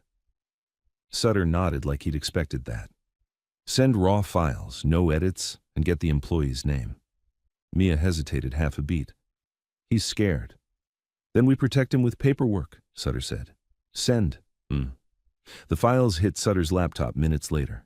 He watched with the sound off first, eyes locked on the timestamp in the corner. Then he watched again with sound. Lucas couldn't look away. It was worse than memory, because memory could blur, video couldn't. He saw his own body jerk into the dumpster. He saw Tanner's grin. He saw Drew lean in and smile, like he was explaining something simple. Lily made a small noise and buried her face in Ms. Price's coat. "That's enough," Ms. Price murmured, furious and shaking. "That's enough to bury them." Sutter didn't celebrate. He opened a new email and attached the files to 3 addresses, then a 4th. "DA," he said quietly. "State intake, internal affairs," and he glanced at Mia's contact list on the screen without reading names out loud. "Someone who doesn't lose things." At 2:07 p.m., Mia texted again. "My dad is coming. Clean. No drama." Lucas stared at the words until his eyes burned. Her dad. "He's actually," Sutter cut in. "Focus. Tonight is about leverage." "Tonight?" Lucas echoed. Sutter looked up. "School fundraiser. Winter sports banquet. They're streaming it." Lucas's stomach dropped. "I'm suspended." "You're not going," Sutter said. "You're watching." He tapped the laptop screen. "They're building a public narrative that you're violent. We counter with facts in a place they can't quietly erase." Lucas felt cold. "You're going to expose them in front of everyone." "I'm going to make them lie where it's recorded," Sutter corrected. Evening came like a weight. Sutter's office turned into a command post, laptop open to the school's live stream link, documents stacked, phone charging cables everywhere. Mia arrived just before the broadcast, hair pulled back, face set, Ms. Price at her side. Lily sat between them like a small anchor. And then, without noise, 3 men walked into the strip mall hallway and stopped outside the glass door. Leather jackets, quiet posture, the scar on the knuckle. Lucas's pulse spiked. Mia didn't flinch this time. She opened the door, stepped out, spoke to them in a voice Lucas couldn't hear, then came back in. "My dad's people," she said simply. "They're not here to fight. They're here to witness." Sutter nodded once like that mattered more than muscle. The stream started. The gym filled the screen. Balloons, banners, parents, teachers, the whole town packed into bleachers like it was a celebration. The principal took the mic, smiling too wide. He talked about community, about accountability, about keeping students safe. Then the sheriff stepped up. Deputy Keller stood behind him, arms folded, face blank. Lucas's hands went cold. Sutter didn't move. "Wait," he murmured. A teacher's hand hovered near the laptop trackpad. Someone Sutter had arranged, someone who had access to the broadcast feed through the school's own AV system. Lucas didn't know who. He didn't want to. On screen, Drew appeared beside the sheriff, looking solemn, playing the role of wounded virtue. Then the feed stuttered. The microphone squealed. The gym's big screen behind the stage flickered, just for a second, like someone had taken control. And then the evidence started. First, cafeteria video. Drew pouring soda on Mia, phones laughing, Lucas stepping in. Drew's fist to Lucas's ribs, gasps rippled through the gym. On the stream, heads turned. The principal spun toward the screen like he didn't believe it. Second, audio. Drew's voice clear as glass. "Sign it, or Lily doesn't stay with you." The gym went from gasps to shouting. Someone yelled, "That's a kid!" Deputy Keller moved fast toward the AV booth, but 2 men in suits met him halfway. Not bikers, not kids, not teachers. They held up badges. Keller stopped like he'd hit an invisible wall. Third, quick-marked footage. Drew's truck, the shove, the pin. Lucas's hands never rising to strike. The attack playing in clean, ugly silence. On stream, the sheriff's face drained. The principal's smile died completely. Drew tried to step away from the mic. A hand caught his elbow, one of the suited men, guiding him not roughly, just firmly, off the stage. A woman in another suit moved to Ms. Halloway in the front row. Ms. Halloway stood stiffly, clipboard clutched like it could protect her. She was escorted out the side door while the whole gym watched. The live chat on the stream exploded so fast the text blurred. Lucas sat frozen, ribs aching, heart hammering, watching his life get rewritten in public by something stronger than rumors. Proof. Lily lifted her head slowly. "They can't say it's me now," she whispered. Sutter's voice was low. "They can try. They just can't win." On screen, the sheriff grabbed for the mic again. Too late, too loud. trying to regain control. The crowd drowned him out. Parents stood, phones rose, people filmed the officials being escorted out. And then Garland Hart walked onto the gym floor, not on the stage, not posturing, just walking like a man who didn't need permission. He didn't look at the cameras first. He looked at the crowd and spoke one sentence that the mic picked up. "This town is done eating its own kids." Lucas felt something in his chest loosen, barely, like his lungs remembered what air was. The broadcast didn't end cleanly. Nothing did, not after proof hit a room full of people who'd spent years pretending they hadn't seen anything. In the gym, the principal's hands fluttered uselessly over the microphone. The sheriff tried to speak. Parents shouted questions he couldn't answer without lying, and the suited investigators kept moving, quiet, controlled, guiding people off the floor like pieces in a chess game, finally forced into the open. Lucas watched it all from Sutter's office, frozen in a chair that suddenly felt too small for his heartbeat. Garland Hart didn't take the stage, he didn't posture, he stood on the gym floor, level with everyone else, and the cameras found him anyway because the room did. "This town is done eating its own kids," Garland said again, slower, letting it sink. Then he turned slightly, speaking toward the nearest badge holder, not the crowd. "You have what you need," he said. "Now do your jobs." The suited woman nodded once. No smiles, no drama. On the live stream, Deputy Keller's jaw worked like he was chewing a rage he couldn't spit out. He tried to step in front of the AV booth door. A second badge flashed. He stopped. His hands clenched and unclenched at his sides, useless without the shadows. Drew Keller, Drew who always owned the room, was being walked out like any other kid. His head jerked once toward the crowd, looking for allies. He found none he could trust to admit it out loud. In Sutter's office, Lily's small shoulders were finally dropping, not relief, exhaustion. "Is it over?" she whispered. Sutter didn't lie to her. "The loud part is over," he said. "Now the real part starts."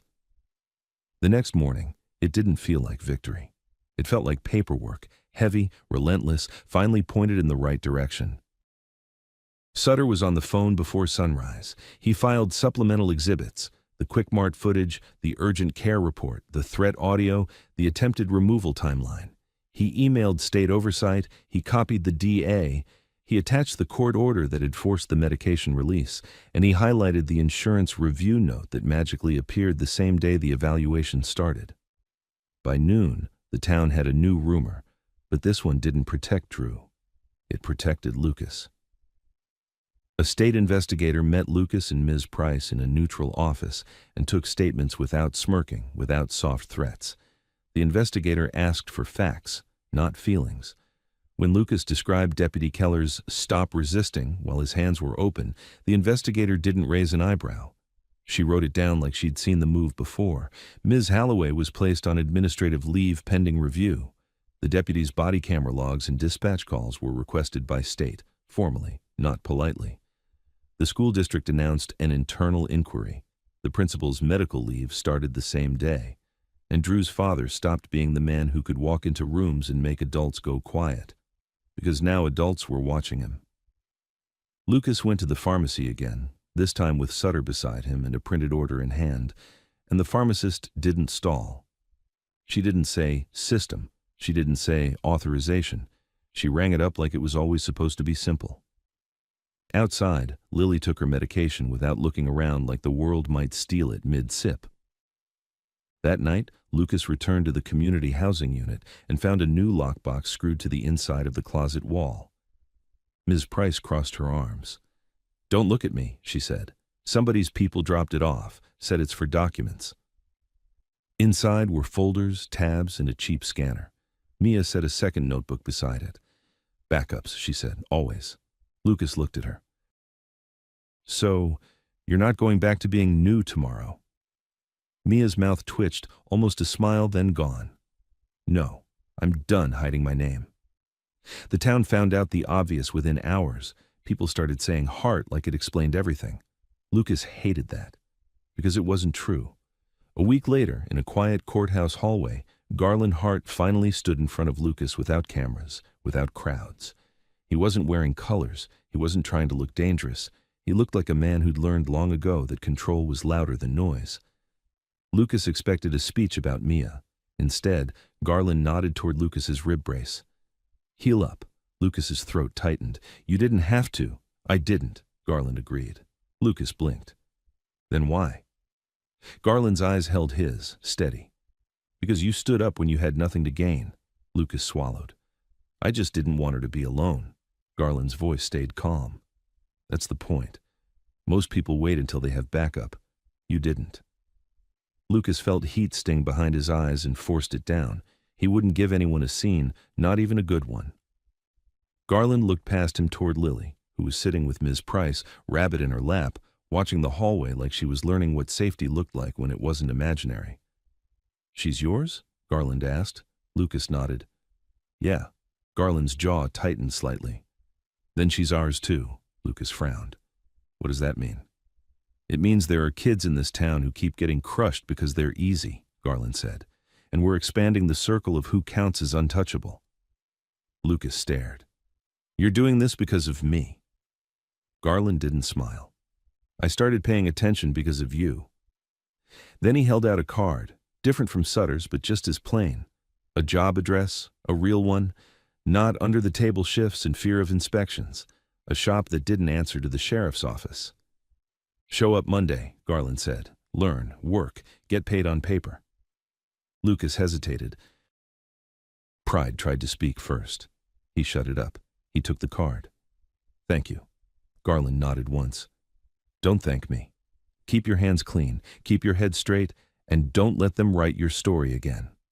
In the months that followed, the town didn't magically become good, but it became watched. The school installed cameras that didn't malfunction. The advisory board quietly changed faces. An independent review of child services procedures came down from the state. Deputy Keller's complaint against Lucas died under evidence before it ever made it to a courtroom, and the people who'd used their jobs as weapons stopped doing it so loudly. Lucas kept his binder updated anyway, because survival taught him that safety wasn't a feeling. It was structure. Lily started sleeping in her own bed again. She stopped flinching at knocks. She started asking for normal things, stickers, cartoons, a library card, like her brain finally believed the future wasn't just something that happened to other kids. And on one ordinary evening, Lucas stood at the kitchen sink washing dishes while Lily did homework at the table, Mia sitting nearby with her own notes, helping without taking over. Lucas glanced at the lockbox in the closet, at the labeled folders, at the medications lined up with the dates visible, at the quiet order in their small home. He didn't feel triumphant. He felt something rarer. He felt stable.